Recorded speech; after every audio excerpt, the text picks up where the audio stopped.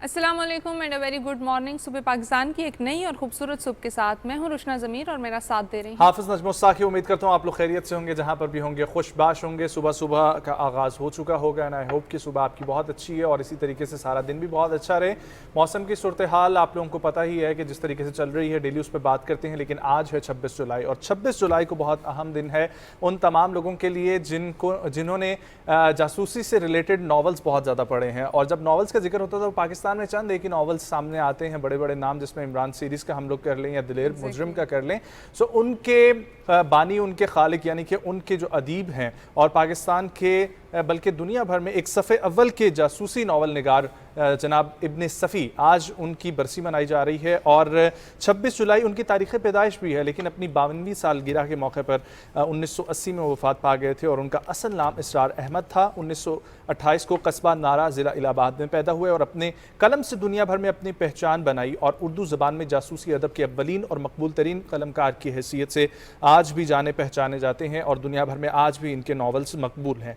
जिस तरीके से मैंने बताया कि 1952 में हिंदुस्तान से इनका पहला नावल शाया हुआ था दिलेर मुजरिम, और फिर उसके बाद इमरान सीरीज़ इन्होंने पाकिस्तान से शाया की थी। और इमरान सीरीज़ के बहुत से लोग मद्दाह हैं, चाहे किसी ब्यूरोक्रेट की बात कर लें, आर्मी ऑफिसर की बात कर लें, मीडिया से ताल्लुक़ रखते हुए अदाकार लोगों की बात कर लें, हर किसी ने इमरान सीरीज़ के ऊपर बातें की, इमरान सीरीज़ को अपने प्रोग्राम्स में डिस्कस किया, इसको पढ़ा, इसके ऊपर बहुत सारी अटैम्प्ट्स भी हुई ड्रामास बनाने की, फिल्म्स बनाने की। सो ये बहुत ही एक शोहरा आफाक किस्म की शख्सियत थी और आज इनको याद करना हम सब का जो है बिल्कुल ऐसे। और जैसे आप है। इमरान सीरीज़ की बात करें तो मेरे घर में भी अक्सर ही जिक्र होता था। मेरी जो बड़ी बहनें हैं तो वो बताती थी कि इमरान सीरीज़ हम पढ़ रहे हैं। और ये भी बताती चलूँ कि जो इस तरह के नॉवेल्स पढ़ते रहते पहले के दिनों में तो वो छुप छुप के पढ़ते थे। हाँ। क्या करते थे, नीचे बायो की बुक पढ़ी होती थी या केमिस्ट्री की बुक पढ़ी होती थी और उसके अंदर जो है इस तरह का कोई भी जासूसी नॉवल पढ़ा होता था और बड़ी मुशक्क़त से जो है इस तरह के नॉवेल्स पढ़े जाते थे। लेकिन फिर भी शौक की बात है कि हर इंसान जो है अपना शौक भी पूरा करता है और मेरे ख्याल से क्यूरोसिटी भी होती है कि आप उसको पढ़ते रहें और क्या इसमें आगे नेक्स्ट क्या होने वाला है। मुझे किसी ने बताया कि सर्दी की ठिठुरती हुई रातों में किचन की शेल्फ पे बैठकर, और पीछे एक खिड़की भी थी जहाँ से हल्की हल्की हवा भी आया करती थी, वहाँ पर बैठ के एक खातून ने इमरान सीरीज़ पढ़ी। तो देखें कि मतलब शौक है तो आप शौक के लिए क्या क्या करते हैं। It's a good thing. मेरे ख्याल से किताब एक अच्छी दोस्त होती है तो आप उसको किसी भी वक्त पढ़ सकते हैं। बुक्स के बारे में जब हम बात करते हैं या इस तरह की चीज़ों के बारे में बात करते हैं तो हम आपको दुनिया से भी आगाह रखते हैं। और इसके हवाले से आपको बताती चलूँ कि ट्विटर का नया लोगो मुतारिफ करवा दिया गया है और ट्विटर के जो बानी हैं बिल्कुल उन्होंने भी अपने ट्विटर अकाउंट पर इसकी तस्दीक कर दी है। और ट्विटर का जो नया लोगो है वो एक्स की शक्ल का नज़र आ रहा है। जो बर्ड लोगो था उसको तब्दील करके एक्स की शक्ल में कन्वर्ट कर दिया गया और प्रोफाइल पर उन्होंने इसका इमेज भी जो है वो शेयर किया है और ट्विटर का नाम भी तब्दील कर दिया गया इसके साथ साथ। तो ट्विटर का नया नाम जो है एक्स डॉट कहा गया है और कहते हैं कि अब इसका नया नाम जो है मेरा ख्याल है, ये देखें, ये अपनी पूरी बिल्डिंग पे भी इस तरीके से कर दिया और इसको इन्होंने मुशाबत दी है अपनी सारी कंपनीज का एक नाम करने के लिए स्पेस एक्स से, क्योंकि टेस्ला जो है उसके अंदर भी एक्स का फैक्टर हमें नजर आता है और स्पेस एक्स वैसे ही एलॉन मस्क की दुनिया में जानी पहचानी हुई कंपनी है। वहाँ से ऑब्वियसली ट्विटर पर जब इतने काबिज हो चुके हैं तो नाम चेंज करके एक अपनी ही दुनिया बना रहे हैं एंड डेफिनेटली इनका एक सोच है, एक विजन है, उसके मुताबिक ये चल रहे हैं। लेकिन ये एक्स जो है वो अब आप लोगों के फोन्स में ऑलरेडी मौजूद है, बस लोगो चेंज हो जाएगा। आगे बढ़ते हैं और जिक्र करते हैं इंडोनेशिया की एक बदनाम ज़माना मंडी जानवरों की का, जो फाइनली बंद हो चुकी है। और बहुत अरसे से इंडोनेशिया के जो मुस्लिम्स थे उनकी तरफ से भी एहतजाज जारी था। इंडोनेशिया के अंदर जितनी भी इंसानी हुकूक की तंजीमें या जानवरों की हकूक की तंजीमें दोनों इस काम पे एक्टिव थी और फाइनली इसको बंद करवा दिया गया है। और गोश्त फरोख्त करने वाली ये मंडी थी जहाँ पर कुत्ते, बिल्लियों, सांप, मछली तो खैर वैसे भी है, लेकिन इसके अलावा बहुत सारे और जानवर जो हैं, मतलब तो बहुत सारी चीजें आप सोच लें कि क्या क्या वहाँ मिलता होगा। हाँ, मुहिम चलाने के बाद जो है वो बाकायदा तौर पर चमगादड़, चूहों, सांपों के नाइन के साथ साथ बिल्ली का गोश्त भी मौजूद था। और ये जानवरों के हकूक़ के group human society international HSI ने जुमे को एक बयान में कहा है कि इससे गैर समझौता करने वाला बाज़ार मुल्क का पहला ऐसा बाज़ार है जिसने बिल्ली और कुत्ते के गोश्त की तजारत को रोक दिया है, जो कि बहुत एक खुशआइन बात है। और डेफिनेटली वैसे भी आई डोंट नो ये क्या सोच के कैसे खाते हैं, और ये आप लोगों के सामने वाला इसको खबर को हम छोड़ते हैं यहीं पे छोड़ते हैं और अगली खबर की जानिब बढ़ते हैं। आपको पता है नजम, कुछ अर्सा पहले शादियों का सीज़न चल रहा था और शादियों में बहुत सारे जो है वो पैसे खर्च किए जाते हैं। अमूमन ये होता है कि हमारी जो एशियन शादियाँ होती हैं उसमें बहुत ज़्यादा मुनफरिद बनाने के लिए, अपनी टोर दिखाने के लिए और खास तौर पे بیرون ملک سے تعلق رکھتا ہو تو وہ تو پاکستان میں آ کے اور زیادہ جو ہے نا بالکل یوں کر کے پیسہ لٹایا جاؤ. لیکن اب کی جو خبر ہے وہ انڈونیشیا سے ہی, اور آپ کو بتاؤں کہ یہ بڑی ایک منفرد شادی تھی, لیکن اس کو تھوڑا سا کرٹیسائز بھی کیا گیا کیونکہ ایک کتے کی شادی تھی اور اس پہ $13,000 جو ہے وہ اس کی رقم خرچ کی گئی, اور یہ اچھی خاصی مطلب ایک ہیوج اماؤنٹ تھی جس کو خرچ کیا گیا, تو اس لیے لوگوں کی طرف سے اس کو تنقید کا نشانہ بھی بنایا گیا. اور آپ دیکھ سکتے ہیں کہ کتے کو کس طریقے سے شادی کا لباس پہنایا گیا اور ساری پوری تقریب جو ہے وہ اسی طریقے سے پراپرلی مینیج کی گئی ہے. بینڈ باجے والے بھی آپ کو نظر آ رہے ہیں. اس میں سارے انسان کیوں ہیں باراتی, اس میں باراتی بھی کتے کیا پتہ ان کے ساتھ ان کی وہ پیٹس وغیرہ بھی ہوں. یہ ویسے ہاں یہ آپ نے صحیح سوال کیا ہے کہ کتوں کی شادی ہے تو اس میں سب اسی نسل کے لوگ ہونے چاہیے, لیکن پھر بھی چلے سیلیبریشن ہے, شادی ہے, سب سیلیبریٹ کر رہے ہیں. لیکن سوشل میڈیا پہ بڑی بوم پکڑ رہی ہے خبر. سو اگر آپ لوگوں کے پاس بھی پیٹس ایسے موجود ہیں اور آپ لوگ ان کی شادیاں کروانا چاہتے ہیں تو کم از کم اتنی ایک شادی تو کیجیے گا کہ ہم انڈونیشیا کی شادی کو پیچھے چھوڑ سکیں اور آپ کی خبر ڈسکس کر سکیں. ظاہری بات ہے ہر کوئی چاہتا ہے کہ اس کی زندگی لمبی ہو, لیکن اس سے بھی بڑھ کر ہر کوئی یہ چاہتا ہے کہ جتنی بھی زندگی اللہ کی طرف سے دی ہوئی ہے وہ صحت مند گزرے, اور اس تمام کے لیے آپ کو ایکسرسائز کرنا, اپنی ہیلتھ کا خیال رکھنا بہت ضروری ہے. اور ایکسرسائز کی جب ہم بات کرتے ہیں تو میرے سامنے ایک ایسی شخصیت ہے جن کا ارننگٹن نام ہے اور 90 سال ہیں ان کی عمر, اور یہ جمر ہیں اور ساری زندگی انہوں نے جم میں گزار دی. اور آپ لوگ دیکھیں کہ ماشاءاللہ سے ابھی بھی جس طریقے سے یہ فٹ کھڑے ہیں, اور غیر ملکی میڈیا کے مطابق امریکہ کی یہ 90 سالہ معمر ترین باڈی بلڈر ہیں اور گینیس ورلڈ ریکارڈ میں ان کا نام بھی شامل ہے. اور ماشاءاللہ سے یہ ایکٹیو ہیں اور ڈیلی جم آتے ہیں. ان کی ویڈیوز پہلے بھی سوشل میڈیا پہ کافی وائرل ہیں اور ابھی بھی آپ دیکھ سکتے ہیں کہ پراپرلی ہی از فٹ. کہیں سے بھی ان کا وہ کہتے ہیں نا کب نکل آنا, ٹھیک ہے, وہ نہیں نکلا ہوا, باڈی پوری پوسچر ان کا اسٹریٹ ہے, اس ہر مسل ورکنگ میں ہے, ہیلدی ہیں, کولیسٹرول بھی کنٹرول ہوگا, فیٹ نہیں ہے ان کی باڈی پہ. سو ڈیفینیٹلی آپ بھی جم جائیں, اگر جم نہ بھی جائیں تو اپنی ایکسرسائز کو لازمی مینٹین رکھیں اور ڈائٹ کا بہت سارا خیال رکھیں. تو آپ لوگ ہیلدی لائف بھی ہو رہی ہے کہ 90 سالہ ہیں یہ, اور ہمارے یہاں پہ کیا ہوتا ہے کہ ہم جب مڈ 30s کو کراس کرتے ہیں یا ارلی 40s میں جاتے ہیں تو ہم کہتے ہیں بوڑھے ہو گئے ہیں, کیا ضرورت ہے اب جم جا رہے ہیں. جم جانے کا وہ کانسیپٹ ہی نہیں ہوتا.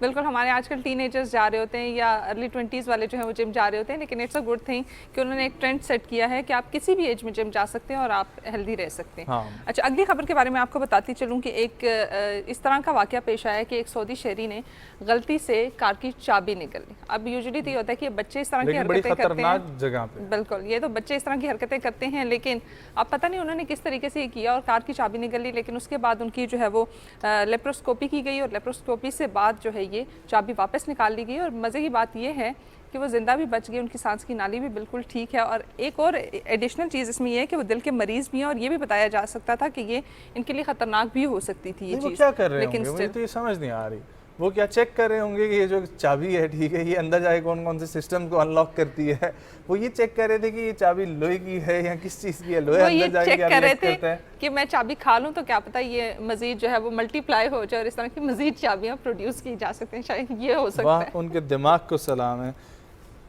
لیکن یہ بہت ہی خطرناک ہے. تو آپ لوگ خاص طور پر ہمارے یہاں پر ایک اور کیسز بھی دیکھے جاتے ہیں کہ بچے منہ میں سکے ڈال لیتے ہیں اور سکے نگل لیتے ہیں, اس سے بھی بہت سارے مسئلے مسائل بعد میں ہوتے ہیں. تو بہت سارا خیال رکھا کریں ان چیزوں سے. ایک چھوٹی سی سٹوری شیئر کروں کہ ہمارے پاس ایک گھر میں ایک بچہ تھا اور اس نے کیا کیا کہ اس نے ریزر جو تھی وہ ناک میں پھنسا لی, وہ چلی گئی اس کی ناک میں. اب یہاں پہ آگے جب وہ پھنس گئی پھر اس نے شور ڈالا کہ اب یہ نکالیں, لیکن نکل گئی. لیکن بچوں کے ساتھ اس چیز کی بہت احتیاط کی ضرورت ہے کہ آپ جب وہ کھیل رہے ہیں تو آپ دیکھیں کہ وہ کن چیزوں کے ساتھ کھیل رہے ہیں. اور میری تو کزن نے ایک دفعہ دودھ والا باہر آیا, دودھ لے جا رہی تھی اور اس نے ڈچ کی سر میں پھنسا لی. اللہ, اور پھر وہ جو وہ قصہ تھا وہ کہانی تھی. I'm sure آپ لوگوں کے پاس بھی بہت انٹرسٹنگ اس قسم کی سٹوری ہوں گی. فیملی کے ساتھ بیٹھتے ہیں تو بہت کچھ ہوتا ہے. آئرلینڈ کی طرف موو کرتے ہیں جہاں پر 45 سالہ شخص نے اپنی ساتھی کی یاد جو تقریباً 2021 میں ایک کینسر کے باعث انتقال کر گئی تھی, ان کی یاد میں انہوں نے 6 دن تک ڈرم بجا کر Guinness book of world record میں اپنا نام شامل کروایا ہے. برطانوی نشریاتی ادارے کے مطابق آئرلینڈ کے شہر لسبن سے تعلق رکھنے والے ایلسٹر براؤن نے 150 گھنٹے یعنی کہ 6 دن تک ڈرم بجا کر سب سے زیادہ وقت پر ڈرم بجانے کا ریکارڈ اپنے نام کر لیا ہے. اور اتوار کو 16 جولائی کو انہوں نے شروع کیا تھا اور 22 جولائی کو دوپہر 2 بجے تک انہوں نے یہ ریکارڈ قائم کیا. اور اس سے قبل بھی سب سے زیادہ ڈرم بجانے کا ریکارڈ ان کے پاس تھا 134 گھنٹے کا. اور رپورٹس کے مطابق ایلسٹر براؤن نے یہ اپنی ریکارڈ 39 سالہ ساتھی شرون ڈگن کی یاد میں جو 2021 میں کینسر کی وجہ سے انتقال کر گئے تھے. ویسے ڈیفرنٹ طریقے ہوتے ہیں اپنے ساتھیوں کو خراج تحسین پیش کرنے کے, ٹریبیوٹ پیش کرنے کے, یہ بھی ایک منفرد طریقہ تھا. اور اب آپ کو بتاتی چلوں کھیل کے میدان کی طرف آپ کو لے کے جاؤں تو نجم आपको पता है कि मुख्तलिफ खेल हैं दुनिया में, लेकिन फुटबॉल जो है वो एक बहुत ही बिल्कुल फेवरेट है, मशहूर तरीन खेल है। एग्जैक्टली और पिछले दिनों जो वर्ल्ड कप गुजरा उसके बाद बहुत सारे लोगों की एसोसिएशन भी इससे जुड़ गई है। लेकिन आपको एक मज़े की बात बताऊं, वो ये है कि अब ये पॉसिबल है कि दुनिया में जो फुटबॉल खेला जा रहा था अब वो चांद पर खेला जाए, और ये एक बड़ी मुनफरिद चीज़ है। पिछले दिनों हम डिस्कस भी कर रहे थे कि चांद पे ज़मीनें खरीदी जा रही हैं, तो अब ऐसा होगा कि चांद पर फुटबॉल भी खेला जाएगा। और ये कहते हैं साइंसदान कहते हैं, बिल्कुल एजम्पशन है कि 2035 तक चांद जो है वो चांद पर फुटबॉल खेला जाएगा, और मुमकिन तौर पर ये ज़मीन पर खेले जाने वाले खेल से थोड़ा सा शायद मुनफरिद हो, क्योंकि वहाँ पे ग्रेविटी भी नहीं होती, तो ऑफ कोर्स ये थोड़ा सा डिफरेंट होगा। और कहते हैं कि इसमें दोनों टीमें 5-5 खिलाड़ियों पर मुश्तमिल होगी, और ये खेल 10 मिनट के 4 क्वार्टर्स में खेला जाएगा, और खिलाड़ियों को दरमियान में 20 मिनट का वक्फा भी दिया जाएगा। वाह, तो ये चांद पर फुटबॉल को कैसे कंट्रोल करेंगे ये कुछ समझ नहीं आ रही, क्योंकि वहाँ पर तो ग्रेविटी का आंसर नहीं है, और ग्रेविटी का जब आंसर नहीं है तो ये सिर्फ एक मैच, वो कहते हैं ना कि सब कुछ गियर्स वगैरह पहन कर एक नुमाइशी मैच होगा, लेकिन प्रॉपर्ली तो ऑब्वियसली वहाँ पर ज़िंदगी नहीं पाई जाती। जब हमने फ़ुटबॉल की बात की और आपने जिक्र किया फ़ुटबॉल की दुनिया से, अभी रिसेंटली जो फीफा वर्ल्ड कप गुजरा है, तो एक ऐसा प्लेयर जिसको जितना भी सराहा जाए वो कम है, क्योंकि दुनिया भर में 2 प्लेयर सबसे ऊपर आते हैं, रोनाल्डो और मेसी, लेकिन तीसरे प्लेयर ने अपनी जगह बनाई, और फाइनल्स में जिस तरीके से उन्होंने गेम की कि मेसी भी परेशान हो गए। मैं बात कर रहा हूँ मबावे की। सो मबावे को सऊदी अरब के एक फ़ुटबॉल के क्लब हैं अल हाल, उन्होंने फ्रांसीसी फुटबॉलर यानी कि ये किलान मबावे, इनके लिए सबसे बड़ी बोली लगाई है। और वो क्यों लगाई है? क्योंकि PSG में रिलीज़ किए जाने वाले तकरीबन इनका आखिरी जो अभी साल चल रहा है, और उस आखिरी साल के लिए इनको अपना कॉन्ट्रैक्ट ख़त्म करना है और नए क्लब के साथ कॉन्ट्रैक्ट करना है, और उसके लिए दुनिया की सबसे महंगी बोली इनके लिए लगाई गई है अल हाल फुटबॉल क्लब की जानिब से, जो कि सऊदी अरब का है, और बोली है 33 करोड़ 20 लाख डॉलर्स की, जो 1 साल के लिए इनको पेश किए जाएंगे। और आप लोगों को ये याद रहे कि ब्राज़ील की एक स्टार फुटबॉलर हैं नेमार, उन्होंने जब बार्सिलोना छोड़नी थी तो उस वक्त भी PSG की हुई थी सारा मुकाबला, और उस वक्त में उनकी सबसे बड़ी बोली लगी थी 26 करोड़ 30 लाख डॉलर्स की। लेकिन अभी तक की फुटबॉल की दुनिया की सबसे महंगे तरीन प्लेयर का इनको जा रहा है, और इनकी उम्र अगर मैं बताऊं तो हार्डली ही इज 22-23। Yes. वैसे मैं देख रही हूँ कि किस तरीके से मतलब अगर फुटबॉल में इस तरह की बोलियां लगती हैं तो इट्स अ गुड थिंग, लेकिन फिर भी आप देखें कि प्लेयर्स के लिए इतना ये एक अप्रिसिएशन भी होती है। इसके साथ ही हम पाकिस्तान की भी एक खबर शामिल करेंगे और बताएंगे कि पाकिस्तानी खिलाड़ी भी किसी से कम नहीं है। और हमाद हादी खान ने स्क्रैबल की जो चैम्पियनशिप थी, वर्ल्ड चैम्पियनशिप, उसमें डायमंड कैटेगरी जीत ली है, और पाकिस्तान के लिए एक बड़ी गुड न्यूज़ है, क्योंकि रोज़ ही पाकिस्तानी कोई ना कोई खिलाड़ी जो है वो पाकिस्तानी परचम जो है वो दुनिया के किसी न किसी कोने में लहरा रहा होता है। लॉस वेगस में होने वाली डायमंड कैटेगरी में हमाद ने 24 में से 21 गेम्स जीते। इनकी शानदार कारकर्दगी की बदौलत इन्हें 3 गेम्स पहले ही फातेह करार दे दिया गया। सो ये was such a brilliant player कि 3 गेम्स पहले ही इनको विनर का जो है वो टाइटल दे दिया गया, और ये हमाद हादी खान का तीसरा वर्ल्ड टाइटल है। और वर्ल्ड स्क्रैबल चैम्पियनशिप में दुनिया के 200 से ज़ायद टॉप प्लेयर्स हिस्सा ले रहे हैं।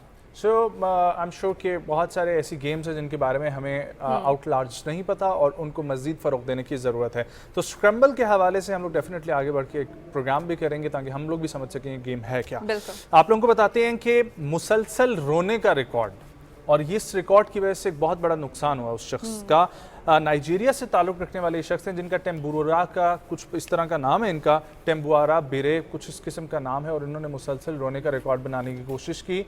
ये आप लोग देख सकते हैं इनकी पागल और जाहिलाना बेवकूफ़ाना हरकत, और इसकी वजह से ये नाबीना हो गए कुछ वक्त के लिए, और इन्होंने Guinness book of world record में नाम दर्ज करवाना था, लेकिन ये इसके दौरान ही इनको धचका लगा और इनकी आंखें गायब हो गईं, और हफ्तों इनके मुंह पर और आंखों पे सूजन रही हैं, और आंखों की बिनाई चली। वैसे मैं सोच रही हूं होगी आंखों की बिनाई जो है वो चली गई। exactly. तो आंखें वाकई में नाबीना होना एक तरीके से आंखें गायब भी हो जाना हमारे लिए। तो मैं सोच रही हूँ कि इस वक्त बहुत सारे लोग ये सोच रहे होंगे कि ये रिकॉर्ड शायद हमने भी जाने अनजाने में जो है ना बना लिया होगा, लेकिन हमें पता नहीं चला, क्योंकि बहुत सारे लोग तरीके से अपने सर पे रख के रोई जा रहे हैं। आजकल जो हालात चल रहे हैं, बहुत सारे लोग टेंशन और डिप्रेशन का शिकार है, तो वो भी इसी तरीके से रो रहे होंगे, लेकिन कोई बात नहीं, मसलों का हल निकल आता है, परेशानी की कोई टेंशन नहीं। और इसी तरीके के एक मसले का हल जो है वो अमेरिका में भी निकला है, और अमेरिका जिनकी सरजमीन जिन्होंने दरियाफ्त की थी, क्रिस्टोफर कोलंबस, इनका एक ख़त था, तारीखी ख़त था, जो कि काफ़ी अरसे से लापता था, और वो जो है वो अब ख़त मिल चुका है। और गैर मुल्की खबरी रसाई एजेंसी के मुताबिक ये जो ख़त था ये इटली के हवाले कर दिया गया, और इसको जो है वो 15वीं सदी में تحریر کیا گیا تھا، تو یہ کافی پرانا خط تھا جو کہ اب مل چکا ہے، اور اب دوبارہ میرے خیال سے اس کو کسی میوزیم میں رکھ دیا جائے گا یا اس طریقے سے شاید اس کی نمائش بھی کر دی جائے. تو دیکھ سکتے ہیں آپ کی یہ خط آپ کی اسکرین پر نظر بھی آ رہا ہے. اوکے، سو یہ کرسٹوفر کولمبس کی بہت بڑی اہمیت ہے دنیا میں، جس طریقے سے انہوں نے ڈسکور کیا امریکہ اور وہاں سے ایک جدت نکلی ہے. سو آئی ایم شیور کہ ان کی تحریر بہت امپورٹنٹ رکھتی ہوگی. یہ اسی طریقے سے جب ہم لوگ ذکر کرتے ہیں بہت ساری اور تاریخ میں ایسی شخصیت تھیں جن کا نام جو ہے وہ ابھر کے سامنے آتا ہے، چاہے اس میں مسلم سائنٹسٹ کا ذکر کیا کریں، چاہے ہم باقی شخصیات کا کیا کریں، تو آئی ایم شیور کہ یہ لوگ بہت امپورٹنس رکھتے ہیں. اور جہاں سے ہم نے پروگرام بھی شروع کیا تھا، جس طریقے سے ابن صفی کا ہم لوگوں نے ذکر کیا، تو پاکستان ٹیلی ویژن بھی پاکستان کے ان ستاروں کو بڑھانے میں اور پاکستان کے ان ستاروں کو یاد کرنے میں کہیں بھی پیچھے نہیں ہے، اور صبح پاکستان میں بھی ہمیشہ ان کا ذکر ہوتا رہتا ہے. پروگرام میں بریک کی طرف بڑھیں گے، واپس آئیں گے، کنٹینیو کریں گے پروگرام کو. کہیں مت جائیں، صبح پاکستان کے ساتھ رہیں.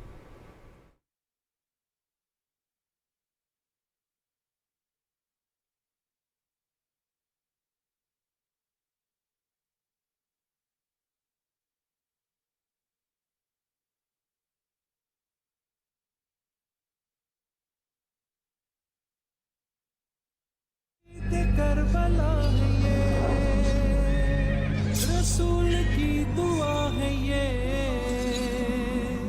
لہو میں ڈوب کے سجدے میں جا رہے ہیں حسین. محرم الحرام کے سلسلے میں منعقدہ پروگرام کربلا اور نوجوان کوئی انسانی وقار کا معیار ثابت کرتا ہے تو حسین کے دائرے میں آئے گا. صدا یہ دیتا ہے دنیا کو اب پیغام حسین. دیگر نوجوان ہیں دیگر ادیان کے، وہ بھی واقعہ کربلا میں موجود نوجوانوں سے متاثر ہے. پوری دنیا یہ کہتی ہے کہ حسین صرف مسلمانوں کا نہیں، انسانوں کی میراث ہے، انسانیت کی میراث ہے. کیا کہ جو کوئی حر ہے وہ آئے بلا رہے ہیں حسین. لہو میں ڈوب کے حسین منی وانا من الحسین.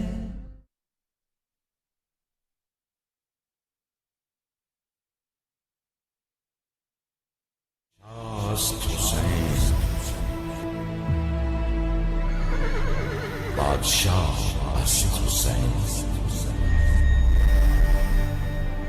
دین است حسین،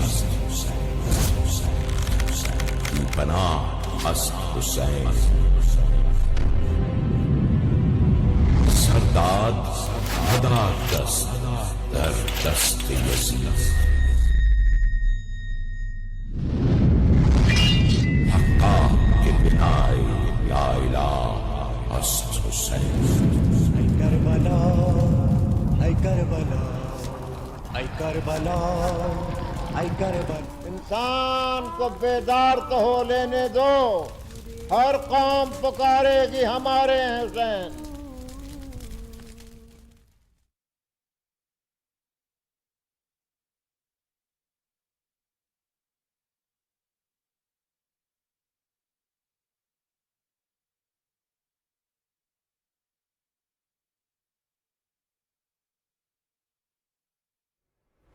پاکستان ایک ایگریکلچرل کنٹری ہے، اور ایسے ملک میں، زراعت کے ملک میں کسانوں کی خدمات کو نظر انداز کرنا بالکل بھی جو ہے وہ نہیں کیا جا سکتا، اور ان کی جو مشکلات ہیں ان کا حل بھی فوری طور پر ڈھونڈنا بہت زیادہ ضروری ہے، کیونکہ ہماری بہت ساری ایکسپورٹس جو ہیں وہ اسی شعبے سے جڑی ہوئی ہیں. ایگزیکٹلی.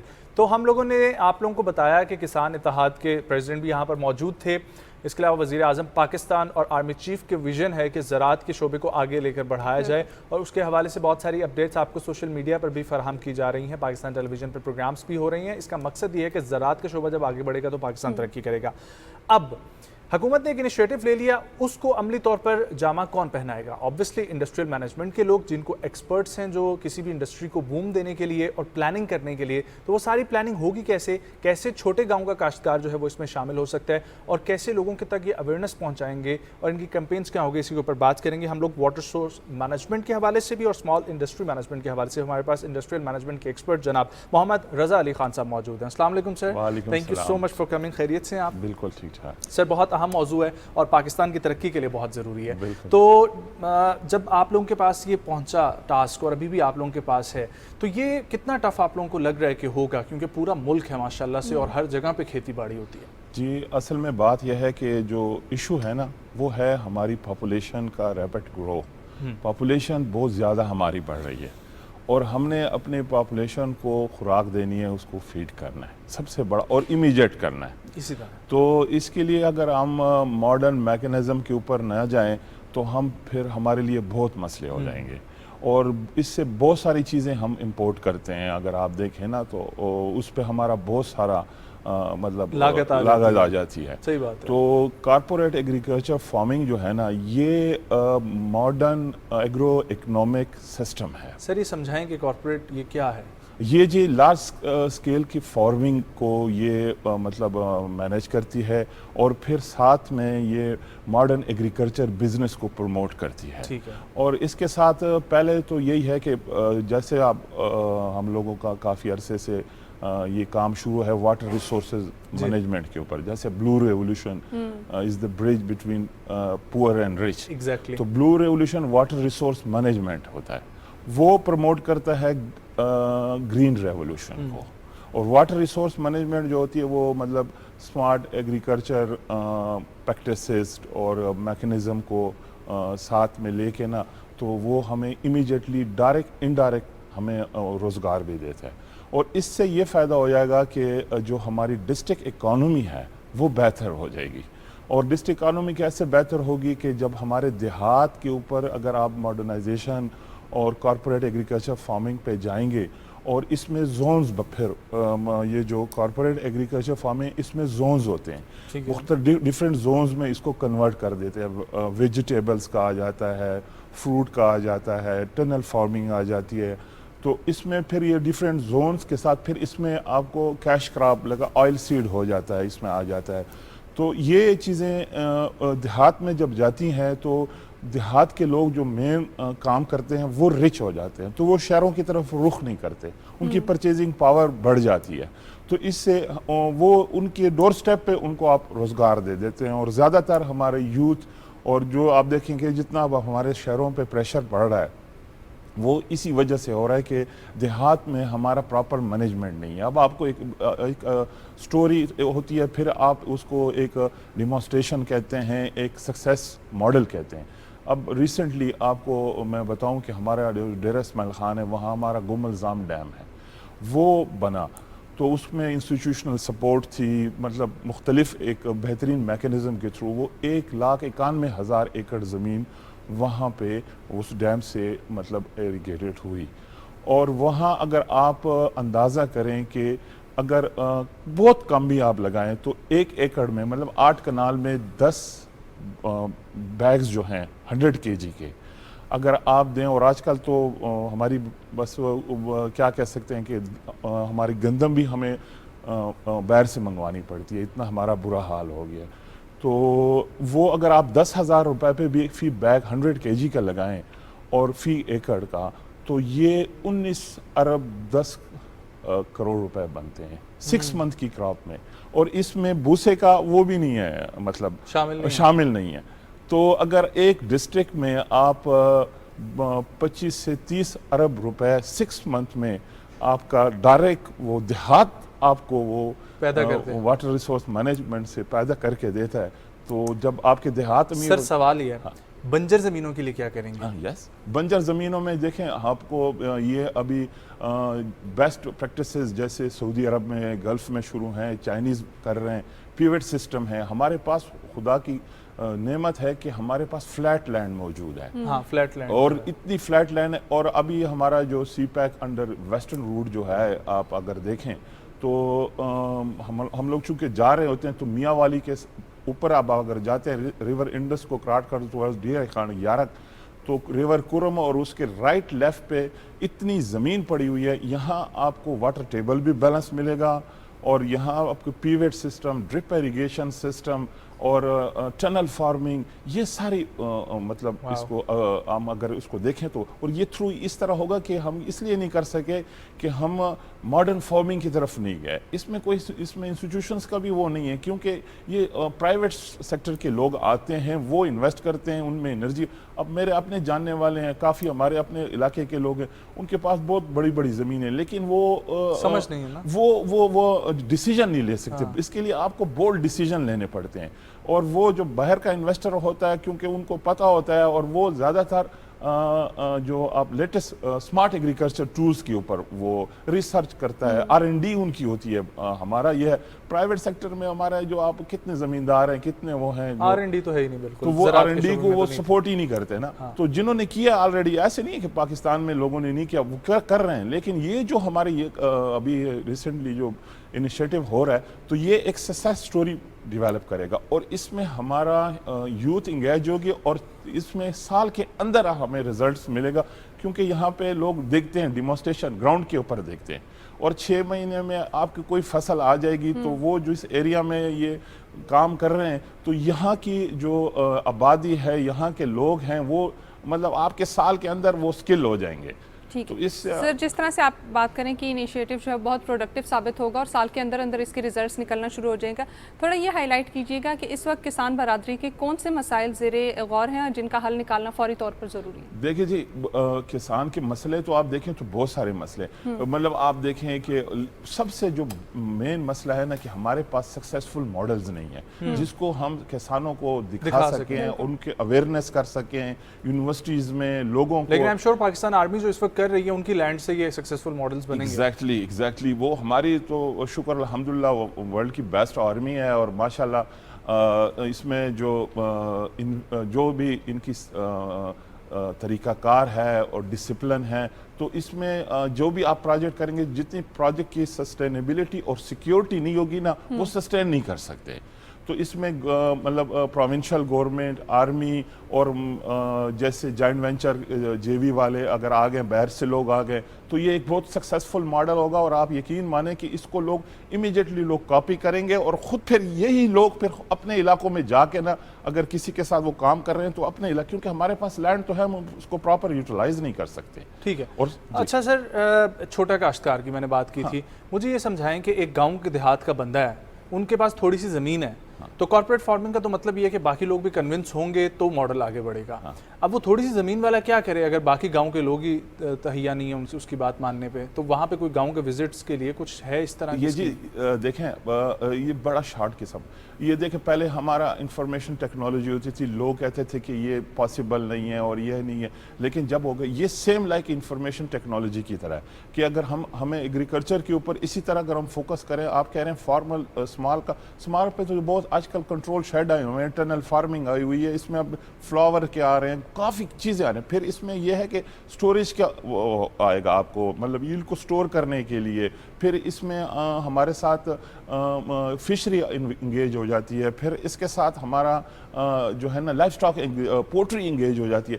और स्मॉल इस लैंड का मसला नहीं होता, आपके टेक्निक्स ऐसे होने चाहिए, आपका मैकेनिज्म दुनिया जी कर रही है। आप देखें ना, सऊदी और चाइनीज़ में आप देखें क्या क्या कर रहे हैं वो अपने कंट्रोल, इवन टावर्स में वो अपने शेड्स क्रिएट कर रहे हैं। तो ये तो आजकल तो वो इसमें इंफॉर्मेशन कम्युनिकेशन सिस्टम के साथ आप मोबाइल के ऊपर शेड को कंट्रोल कर सकते हैं जिधर भी बैठे हो। तो ये जर्मनी में ये प्रैक्टिसेस हो रहे हैं, तो ये तो बहुत आसान है, लेकिन ये मसला है कि किसी ने अभी तक इसको फोकस और बोल्ड डिसीजन नहीं लिया। हम लोग मसला ये है कि जो भी काम करते हैं इफ़ एंड बट्स में पड़ जाते हैं और इसको क्रिटिसिज्म में ले आते हैं। ठीक है सर, हम तो हमारा मकसद ये है कि इससे बेशुमार फ़ायदा हो और जितने सवाल हैं एक छोटे जहन में आते हैं वो तमाम एड्रेस हों। मुझे ये बताएं कि लोग जो हैं वो बहुत इंटरेस्टेड हैं आपकी बातें सुन के, मैंने भी जिस जिससे शेयर किए मॉडल सब बहुत खुश हैं।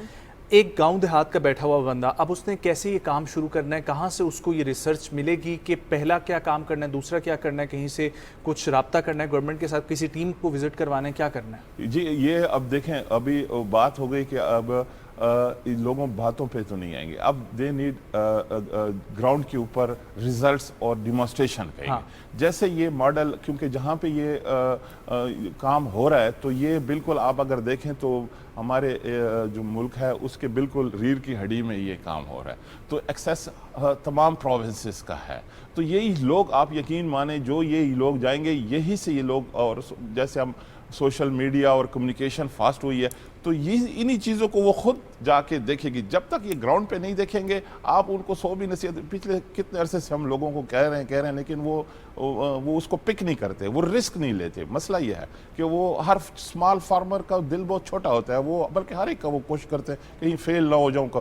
یہ جب یہ وہ چیز خود گراؤنڈ پہ دیکھیں گے تو ان کو اندازہ ہو جائے گا کہ یہ تو واقعی, اور ساتھ میں پھر ہمارے کمیونیکیشن علاقے کے لوگ ہوتے ہیں, ایک دوسرے کے ساتھ ریلیشن ہوتا ہے تو وہ پھر ان کو سمجھ آ جاتی ہے کہ اس میں کیا فائدہ ہے. آپ کو ایک چھوٹی سی میں سٹوری شیئر کر لوں کہ یہ ہمارے ایریا میں یہ سمارٹ ایگریکلچر ٹولز کے ریپر بائنڈرز اور یہ سارے کہتے تھے کہ یہ مشینیں آ جائیں گی تو لوگ بے روزگار ہو جائیں گے, یہ آپ نہ کریں اور یہ فلانے اور بددعائیں دیں گے اور یہ. لیکن جیسے ہی ہمارے خان میں یہ چیز اس پہ کام شروع ہوا تو وہ ان کی ایفیشنسی بڑھ گئی اور وہ کام اور اچھا ہو گیا ہے اور مطلب لوگوں کو رسک مل گیا ہے. تو لوگوں کو یہ غیر ضروری یہ ہے کہ فیور ہے اور ڈس انفارمیشن ہے, کمیونیکیشن گیپ ہے. جب تک کہ گراؤنڈ کے اوپر ریالٹیز کو وہ دیکھیں گے نہیں نا تو وہ اتنے تک اس کے اوپر اور اس میں اسمال انڈسٹریز کو بڑا فائدہ ملے گا کیونکہ ہمارے نیشنل سیکیورٹی میں کلیئر کٹ مینشن ہے کہ اکنامک اور اسمال ایس ایم ایز کو پروموٹ کرنا ہے. تو اس میں ہمارا جو را میٹیریل ہوگا, جیسے آپ کہہ رہے ہیں کہ اسمال سائز کے جو گروورز ہیں یا ان کو کیا, ان کو یہ ہوگا کہ جو اسمال انڈسٹریز ہیں ان کو را میٹیریل ملے گا. تو اس میں امیڈیٹلی وہ لوگ انوالو ہو جائیں گے, جیسے سیڈ کا آ گیا, فروٹ کا آ گیا, بہت ساری انڈسٹریز جو ہے نا ڈائریکٹ انڈائریکٹ اس میں انگیج. سر یہ بھی تھوڑا ہائی لائٹ کریں کہ آپ کے ساتھ اور کون کون سی آرگنائزیشنز یا کون سی انڈسٹریز یا کون سی باڈیز اس پروجیکٹ میں شامل ہیں جو کہ مل کے کولیبریٹیولی کام کر رہی ہیں؟ یہ اس میں تو جی یہ تو مطلب یہ تو ابھی پہلی دفعہ یہ ادھر ہی ہو رہا ہے. تو اس میں یہ different stakeholders automatically engage ہو جائیں گے نا. اس میں آپ دیکھیں تو یہ ٹریڈز کے بھی آ جائیں گے, اس میں کولڈ سٹوریج والے بھی آ جائیں گے, اس میں پوٹری والے, فشری والے, اور اس میں مختلف قسم اسمال انڈسٹریز بھی بیچ میں انگیج ہو جائے گی. پھر اس کے لارج اسکیل انڈسٹری کے لیے جس طرح چیزیں ہیں وہ بھی مطلب ملے گی. تو یہ اس میں بہت اٹریکشن ہے. یہ اس میں آپ کسی کو کیپ نہیں کر سکتے کہ اس میں کون آئے گا کہ نہیں. اس میں ہر قسم, اس میں ایون مارکیٹنگ والے, انفارمیشن کمیونیکیشن ٹیکنالوجی والے, کیونکہ اگر آپ چیز مارکیٹ کریں گے تو آپ کو لوکل لیول ویلیو ایڈیشنز کے لیے آپ کو ایسے پروفیشنل چاہیے کہ آپ کو ایکسپورٹ کریں اس کو, مطلب کوالٹی کنٹرول مینیجرز. اس مطلب یہ بہت بہترین کام ہے اور اس میں زیادہ تر ہماری یوتھ انگیج ہو جائے گی. ہم تو چاہتے ہی ہیں سر یوتھ زراعت کی طرف آئے اور ذرا R&D ماڈل کے ساتھ آئے ان کو بہتری ہو. مجھے یہ بتائیں کہ ایسے فارمرز موجود ہیں جو صرف اور صرف سال میں گندم کاشت کرتے ہیں اور گندم کا رزلٹ لیتے ہیں سال میں ایک دفعہ, جتنی بھی ان کے پاس 100 من ہوگی, زیادہ سے زیادہ جتنی ہوگی, تو اس کو وہ سارا سال بیٹھ کے کچھ بیچ دیتے ہیں, کچھ کھاتے ہیں. تو سر کیا ایسی بھی ہے یہ ماڈرن فارمنگ کے ذریعے کہ ہم لوگ اگر ایک کسان صرف اور صرف اناج اپنا اگا رہا ہے اور باقی وہ کام نہیں کر پا رہا کیونکہ پورا سال اسی گندم ہے, تو وہ گندم کی ریپلیسمنٹ میں کچھ اور چیزیں وہاں پر گرو کر سکیں, یا کسی زمین کو کہا جاتا ہے کہ یہاں پہ صرف گندم ہی لگتی ہے تو اس کی جگہ پہ اور چیزیں وہاں پر گرو کی جا سکتی ہیں؟ یس, کیوں نہیں ہوتی. ہمارے ایسی بات نہیں, ہمارے ایگریکلچر ڈپارٹمنٹ آپ خیبر پختونخوا کا, پنجاب کا, سندھ کا, وہ بہت زبردست, ایون بلوچستان کے بہت بہترین پروفیشنلز بیٹھے ہوئے ہیں, وہ کام کرتے ہیں. لیکن وہ بیچارے بھی تھک گئے نا, ان کو کہہ کے, کیونکہ ان کے پاس پرائیویٹ سیکٹر میں تو, گورنمنٹ میں تو پھر بھی وہ سپورٹ کر لیتے ہیں, چیز بنا لے. پرائیویٹ سیکٹر میں کوئی ایسے سکسیس سٹوریز بہت کم ہیں. تو وہ یہ جو آپ کہہ رہے ہیں نا, اس میں بہت سارے کیش کراپس آ جاتے ہیں. اس میں آپ ایسے کراپس بھی ہے, آئل سیڈ وغیرہ کے 3 مہینے کے کراپس ہیں. 3 مہینے کے اس کا باقاعدہ کراپ پیٹرن ہوتا ہے. اب ٹائم کم ہے, میں آپ کو پورا ایکسپلین نہیں کر سکتا کیونکہ اس میں آپ کے 3 مہینے کے لیے بھی, اور فروٹ اینڈ ویجیٹیبلز اس میں آ جاتے ہیں.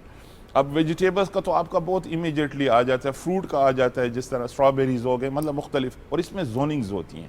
اب جیسے میں آپ کو خیبر پختونخوا کا اب دکھاؤں کہ جیسے ہمارا ہری پور سے لے کر سوات تک یہ جو ٹرین ہے یہ آپ فروٹ اینڈ ویجیٹیبلس کے لیے بیسٹ ہے, اور یہ سوابی مردان وغیرہ جو ہے یہ مطلب یہ بھی کیش کراپ کے لیے ہے. اور جو صدرن ڈسٹرکٹ ہے کیونکہ وہاں فلیٹ لینڈ بہت زیادہ ہے تو وہ بڑے کراپس کے لیے سوٹ کرتا ہے. سر یہ جو پہاڑی علاقے ہیں وہاں پہ کون سی کراپس آپ کو وہاں پہ دیکھیں, وہاں پہ یہ سارا ان کے پاس ریسرچ بھی پڑا ہوا ہے, سب کچھ پڑا ہوا ہے. وہاں آپ اولیو بھی لگا سکتے ہیں, فروٹ بھی, فلاورز بھی لگ سکتا ہے, مطلب لگانے کو سب کچھ ہو سکتا ہے. لیکن یہ ہے کہ وہ کہتے ہیں نا, تو مطلب وہ والا بہانہ چلا گیا کہ بنجر زمین ہے یہاں پر صرف یہ چیز لگتی ہے. ہاں آپ دیکھیں گلف میں دیکھیں جی, لوگ صحرا میں انہوں نے گلستان بنایا. بہت شکریہ سر, آپ کے وقت کے لیے بہت اچھا لگا آپ سے بات کر کے. آئی ہوپ کہ کسانوں کے بہت سارے مسئلے مسائل ہیں جو حل ہونے چاہیے اور حل ہوئے ہیں. یہ تمام تر کانفرنس کے بعد سے جس طریقے سے R&D ماڈل اور وہ تمام چیزیں چل رہی ہیں, سو آئی ایم شیور کہ یہ بہت ضروری ہے کہ ہم لوگ اب ترقی کی طرف جا رہے ہیں. اس میں زرعی ملک جب ہم کہتے ہیں اور چیزیں امپورٹ کرتے ہیں, اناج کی بیسک چیزیں بھی, گندم تک ہمیں امپورٹ کرنی پڑ جاتی ہے, تو اس چیز کو ختم کرنے کے لیے بہت ایکٹیولی حکومت اور آرمی مل کر کام کر رہی ہے. اور اس کے ساتھ ساتھ جتنے بھی کسان ہیں ان کا بھی ساتھ کولیبریشن بہت زیادہ ضروری ہے, اور ان کا ٹرسٹ ہونا بہت زیادہ ضروری ہے کہ اگر حکومت کوئی انیشیٹو لے رہی ہے تو اس میں ایسا نہیں ہے کہ وہ ون سائیڈڈ بینیفٹ ہے, وہ ان کے لیے بھی بینیفٹ ہے اور اس کے ساتھ ساتھ وہ پورے ملک اور قوم کے لیے بھی بینیفیشل ثابت ہو رہا ہے. تو اٹس اے گڈ تھنگ کہ آپ اپنا ٹرسٹ بھی رکھیں, کیونکہ ظاہر ہے زراعت کا شعبہ ہے اس طریقے سے ہے کہ آپ میں بھی کوئی چیز سنگل ہینڈیڈلی نہیں کر سکتے, جس میں آپ کو حکومت کی بھی ضرورت ہے اور باقی ڈفرینٹ کمپنیز کی یا ڈفرینٹ کولیبوریٹرز کی بھی ضرورت ہے, جس میں آپ اس کو میوچولی جو ہے وہ ایک چیز کا بینیفٹ نکال سکتے ہیں. جی بالکل, آگے بڑھتے ہیں اور آپ ذکر کرتے ہیں سینے میں اٹھنے والا ہر درد جو ہے وہ ہارٹ اٹیک نہیں ہوتا. کہا یہ جاتا ہے کہ بہت سارے ایسے درد ہوتے ہیں جو کارڈیولوجسٹ یعنی کہ کارڈیکرسٹ اور ان چیزوں سے ریلیٹڈ بہت ساری ایسی بھی ہیں جو ویسے بھی ہو جاتے ہیں. اب سینے میں جلن جو ہے اور پٹھوں میں کھچاؤ کی وجہ سے بھی آپ کا یہ درد شروع ہو جاتا ہے. ہمارے ملک میں نہیں بلکہ کئی ترقی یافتہ ایسے ممالک ہیں جہاں پر ان درد کی بیماریاں جو ہیں وہ عام ہیں, اور امریکہ میں تقریباً 40% اموات ہی دل کا عارضہ جو ہے وہ ہے. سو اسی لیے ہمارے اس بارے میں جاننا اور احتیاطی تدابیر اختیار کرنا جو ہے نا وہ بہت ضروری ہے, اور اسی حوالے سے ہم بات کریں گے. ہمیں جوائن کر رہے ہیں کراچی اسٹوڈیو سے انٹرونشنل کارڈیولوجسٹ جناب ڈاکٹر سہیل خان صاحب. السلام علیکم ڈاکٹر صاحب, thank you so much for joining. امید کرتا ہوں آپ خیریت سے ہوں گے. ڈاکٹر صاحب مجھے یہ بتائیے گا کہ لوگوں کا نارملی ایک خیال ذہن میں آتا ہے کہ ہمارے سینے میں اگر درد ہے تو کارڈک اریسٹ ہے یا ہارٹ اٹیک ہے, تو یہ کتنا ممکن ہے کہ کتنی ایسی درد ہوتی ہیں اور کس کس قسم کا ایسا ہے کہ آپ کے سینے میں درد ہو رہا ہے لیفٹ سائڈ پہ تو وہ آپ کا کارڈک اریسٹ نہیں ہو سکتا اور بھی بہت ساری وجوہات کی بنا پہ ہو سکتا ہے؟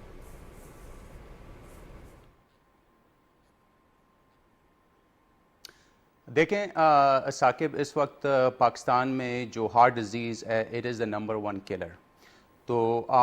تو میرے خیال میں اگر آپ if you are in the middle age, جو بھی آپ کو جس طرح کا بھی درد ہو سینے کا نا, so you should always take it seriously and at least get some medical consultation. لیکن کچھ ایسے بھی ہوتے ہیں درد جو دل کی وجہ سے نہیں ہوتے. فار ایگزامپل آپ کی جو ہوتی ہے چھاتی میں, اس میں آپ کا معدہ بھی ہوتا ہے, اس میں آپ کے بونز بھی ہوتے ہیں, کارٹلیج بھی ہوتی ہے. پھر کافی دفعہ لوگوں کو بہت زیادہ انگزائٹی ہوتی ہے, تو اس طرح کے چیسٹ پین ہوتے ہیں which might mimic heart attack but actually they are not. لیکن وہی بات ہے کہ ہارٹ ڈیزیز اتنی زیادہ کامن ہے پاکستان میں کہ we should take it very seriously. Whenever we have any type of chest pain we need to at least get some medical consultation.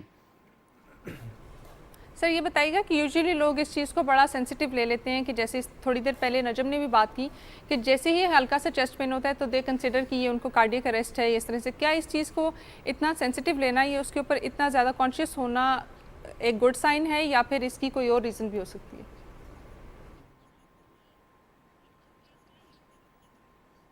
دیکھیں اٹ آل ڈپینڈس. اب جو دل کا پین ہوتا ہے نا, it is call a referred pain. اگر کوئی انسان کہتا ہے پن پوائنٹ کرتا ہے کہ مجھے یہاں پہ درد ہو رہا ہے نا, بالکل لوکلائز کر کے, most of the time that's never the heart. جو دل کا پین ہوتا ہے نا, وہ ایک طرح کا بوجھ ہوتا ہے چھاتی میں, کبھی کبھار وہ لیفٹ شولڈر میں چلا جاتا ہے یا آپ کے نیک میں چلا جاتا ہے. It is associated with shortness of breath, کبھی کبھار سانس بھی چڑھ جاتا ہے, کبھی کبھار آپ کو نوزیا بھی ہوتا ہے, وامٹنگ بھی تھوڑی بہت آنی شروع ہو جاتی ہے. اور ٹپیکلی جو دل کا پین ہوتا ہے وہ چلنے سے بڑھتا ہے, رکنے سے ٹھیک ہو جاتا ہے. تو اگر آپ کو یہ والی علامات ہو most likely this is because of the heart. اگر اس طرح کا پین ہو کہ بالکل شارپ پین ہے اور ایک جگہ پن پوائنٹ ہے, یا اگر آپ اپر باڈی موو کرتے ہو, دیٹس موسٹ لائکلی مسکولوسکیلیٹل, جو آپ کے پٹھے ہیں اس کی وجہ سے ہو سکتا ہے. تو ان ڈفرینٹ ٹائپ آف پین میں ڈفرینشیٹ کرنا چاہیے. فار ایگزامپل اگر کوئی کسی کا پین ہو یہاں پہ یا جلن ہو لیکن کھانے سے ہو, تو شاید اس کو جو ہے گیسٹرک السر ہو, یا اس کے جو ہے معدے کے اندر جو ہے کوئی معدے کا مسئلہ ہو اس کو. تو again the point is not every pain in the chest is because of the heart, but اگر ہم پاکستان میں رہ رہے ہیں اور جو یہاں پہ بہت کامن ہے, but we need to be aware of it. اس پہ ہمیں تھوڑی بہت پڑھنا چاہیے کہ کیا ڈفرینسز ہوتے ہیں. And if you have one of those typical signs then I think you need to get prompt consultation. Sir جس طریقے سے آپ بات کر رہے ہیں کہ پاکستان میں یہ ہارٹ ڈیزیز بہت زیادہ کامن ہے, تو یہ تھوڑا ہائی لائٹ کر دیں کہ کیا میجر کاز ہے اس کی, یا کیا میجر ریزنس ہیں جس کی وجہ سے دل کی بیماریاں پاکستان میں اتنی زیادہ کامن ہیں.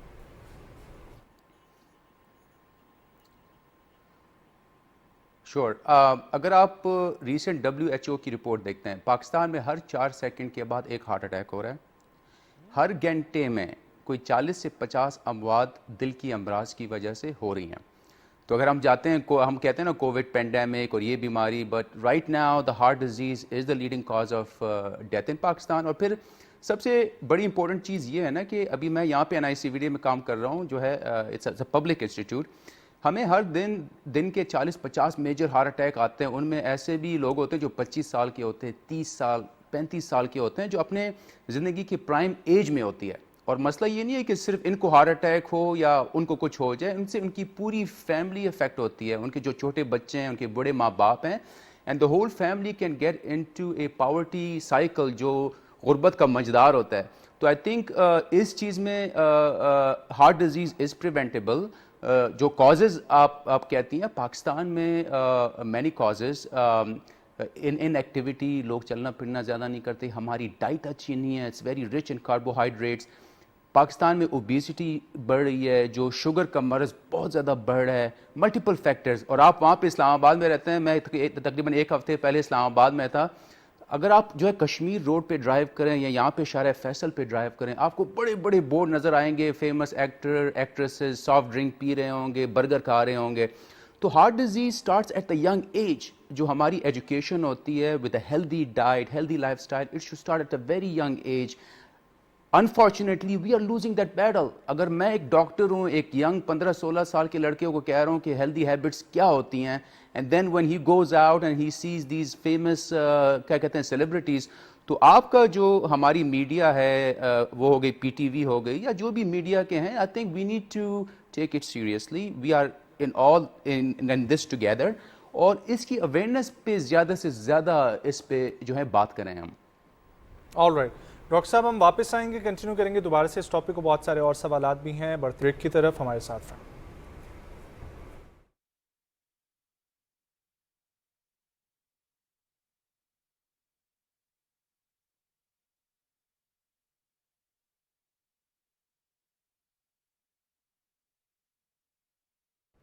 ویلکم بیک ٹو صبح پاکستان. ہم لوگ بات کر رہے ہیں دل سے جڑی بیماریوں سے ریلیٹڈ, یا کوئی بھی جو سینے میں اٹھنے والی درد ہے اس سے ریلیٹڈ. اور ویسکولر ڈیزیزز کے حوالے سے بات کرنے کے لیے انٹرونشنل کارڈیالوجسٹ جناب ڈاکٹر سہیل خان صاحب ہمارے ساتھ موجود ہیں کراچی سے. ڈاکٹر صاحب یہ بتائیے گا کہ آپ نے ذکر کیا روٹ کازز میں اوبیسٹی کا, اور یہ واقعہ میں بہت بڑا روٹ کاز بھی ہے اور بہت بڑی وجہ اور بھی بیماریوں کی ہے. تو سر اوبیسٹی کو ڈیل کرنے کے لیے آپ نے پھر وہی بتایا جو فزی ڈرنکس اور ڈائٹس کا ہمارا سارا سلسلہ چل رہا ہے. سر وہ تو کسی حد تک کنٹرول ہو مشکل ہی نظر آ رہا ہے, بہت زیادہ بڑھتے ہوئے نظر آ رہا ہے. تو ایسے کون سے اور دیگر پریکاشنری سٹیپس ہیں, اور اگر ہم لوگ یہ جنک فوڈ یا یہ جو ہے نا وہ ہیوی فوڈ کھاتے بھی ہیں تو اس کے ساتھ ساتھ ہمیں کرنے چاہیے تاکہ اس طرف سے نہ صحیح تو اس طرف سے ہم اپنا بچاؤ کر لیں؟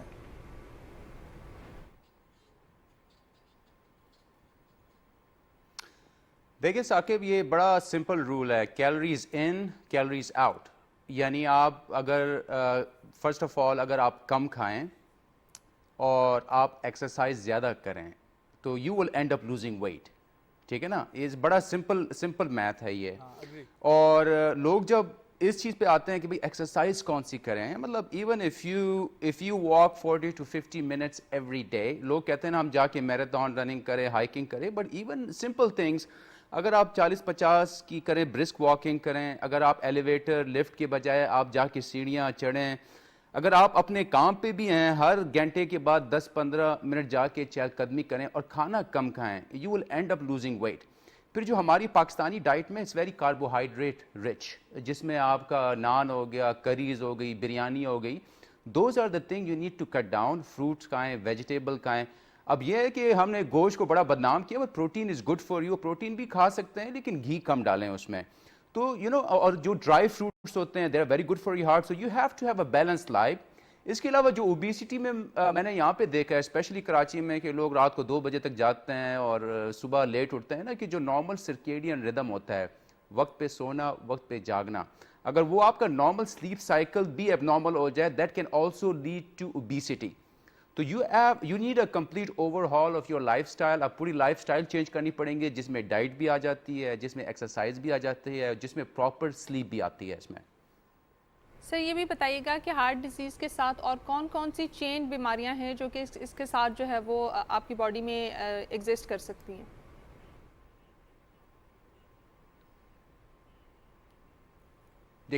دیکھیں heart disease there are different other بیماریاں ہوتی ہیں that is a risk factor for heart disease. For example diabetes. اب ایک ریسنٹ آرٹیکل آیا ہے کہ پاکستان کے جو اڈلٹس میں جو ڈائبٹیز کی شرح وہ 30% تک بڑھ گئی ہے, جو کہ پوری دنیا میں ٹاپ 3 میں آتا ہے اس وقت پاکستان ڈائبٹیز میں. تو ڈائبٹیز اگر ہو آپ کو, that can lead to heart attack اور ہارٹ ڈیزیز. اس کے علاوہ بلڈ پریشر. اب blood pressure is a silent killer. اگر مجھے اور آپ کو اس وقت بلڈ پریشر 160 ہو تو ہمیں نہیں پتہ چلے گا, بٹ سلولی گریجولی وہ دیمک کی طرح آپ کی باڈی کو چاٹتی ہے, and that can lead to heart disease.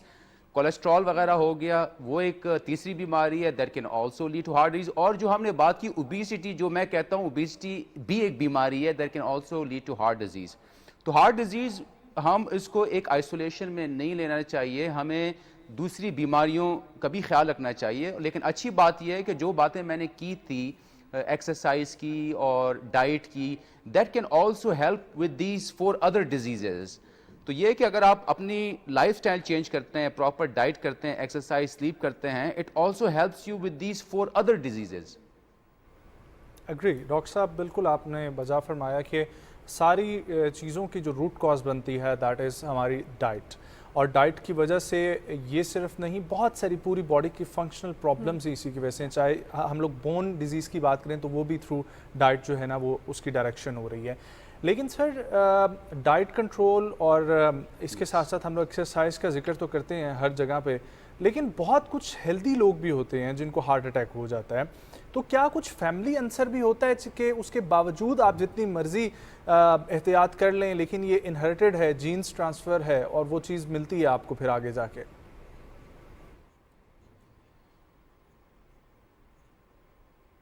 بالکل. دیکھیں بالکل جو ایسی جو ہوتی ہیں بیماریاں that can run into the families. اب heart disease also runs into the family. However اگر آپ میں یا کسی بھی انسان میں 40 سال سے پہلے ہارٹ اٹیک ہو اور ان کی فیملی میں بھی 40 سال سے پہلے ہارٹ اٹیک کی ہسٹری ہے, تو that is something we call a family history. ورنہ تو 50 ایئرز اولڈ 60 ایئرز اولڈ میں that is like because of the other habits. تو بالکل ایک کنجینیٹل بھی ہوتا ہے اس میں, کیا کہتے ہیں, فیملی, لیکن یہ زیادہ کامن نہیں ہے. تو ہمیں اس چیز پہ فوکس کرنا چاہیے جو زیادہ کامن ہو, جو ہمارے کنٹرول میں ہوتی ہے. دوسری بڑی چیز جو ہوتی ہے نا, بینگ اے ساؤتھ ایشین, اگر آپ ساؤتھ ایشیا سے ہیں, مطلب پاکستان, انڈیا, بنگلہ دیش, یہ بھی ایک رسک فیکٹر ہے فار ہارٹ ڈیزیز. اگر آپ دیکھتے ہیں امریکن کالج آف کارڈیولوجی میں, مطلب just being a South Asian is a risk factor for heart disease. So that means ہمیں زیادہ فوکس کرنا چاہیے. We need to make more awareness, ہمیں ڈائٹ پہ کنٹرول, اور ایک پبلک کیمپین چلانی چاہیے کہ جو دوسری کیمپین چل رہی ہے لوگوں کو وہ کرنے کے لیے, برگر کھانے کے لیے, soft drink, we need to be more proactive to run campaign against that. اور ڈاکٹر صاحب ایک last question, and that is depression کیسے جو ہے وہ وجہ بن سکتے ہیں آپ کے ہارٹ اٹیک کا؟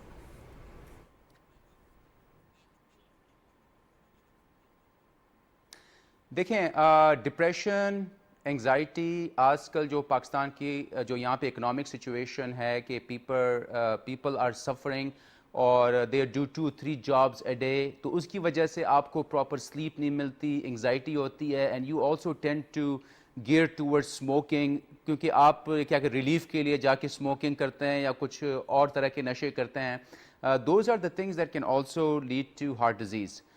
بالکل ڈپریشن ہو گئی, آپ کی انگزائٹی ہو گئی, اور آج کل کے جس طرح کی ہوتی ہیں پریشانیاں that can increase the stress hormones in your body, that can also be one of the factors for heart diseases.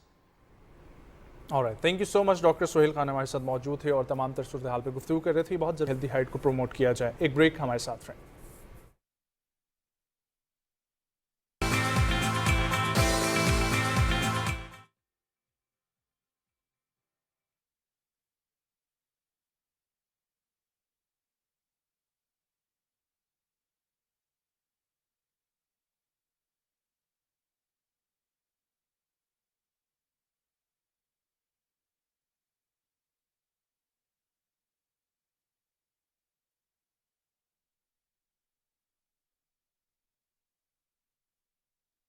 شہید کربلا ہے یہ, رسول کی دعا ہے یہ. واقعہ کربلا تاریخ کا دردناک واقعہ ہے. کربلا کے تپتے ہوئے ریگزار میں حسینی اور یزیدی 2 کردار سامنے آتے ہیں. فاطمہ جنتی عورتوں کی سردار ہے اور حسن اور حسین جنتی جوانوں کے سردار. 3 دن کا پیاسا حسین گھوڑے کی زین سے جب فرش زمین پہ امام حسین آتے ہیں, زبان پہ ہائے نہیں, نالا و شیون نہیں, چیخ و پکار نہیں. اوروں نے بھی سجدے کیے پر اس کا عجب انداز ہے, اس نے وہ سجدہ کیا جس پر خدا کو ناز. حسین منی و انا من الحسین. شاست حسین بادشاہ است حسین, دین است حسین, بی پناہ است حسین, سرداد مدار دست در دست یزید.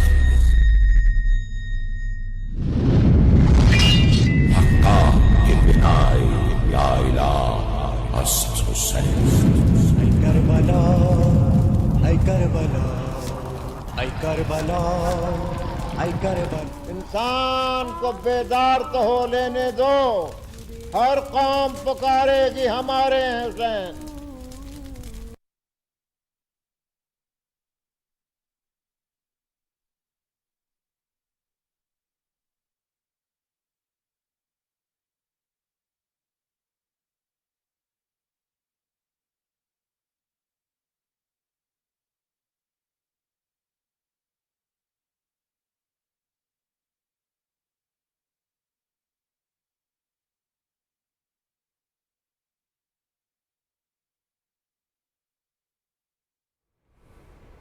پاکستانی نوجوان ہر سطح پر ملک کو ریپرزینٹ بھی کر رہے ہیں اور انٹرنیشنلی بھی اسپیشلی ان کی ریپرزنٹیشن بہت زیادہ ہے, جو کہ ہمارے لیے بڑی باعث فخر بھی ہوتی ہے اور ہمیں خوشی بھی ہوتی ہے کہ پاکستانی نوجوان دنیا کی کسی بھی کونے میں اگر آپ دیکھ لیں تو وہ پاکستان کو ریپرزینٹ کر رہے ہیں اور بہت ساری چیزیں ہائی لائٹ بھی کر رہے ہیں. پاکستان کا ایک پازیٹیو امیج جو ہے وہ دنیا میں بنا رہے ہیں.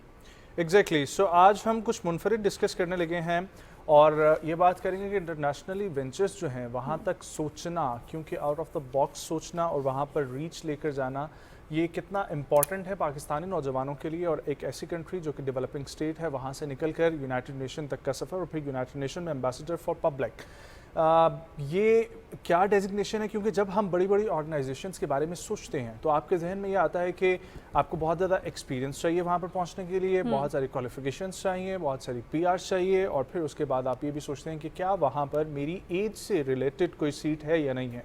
सो इन तमाम तर सवालों का जवाब देने के लिए हमें ज्वाइन कर रही हैं पाकिस्तान से एक ऐसी शख्सियत जो कि यूनाइटेड नेशन में पहुंची, यूनाइटेड नेशन में as an ambassador to public सर्व कर रही हैं।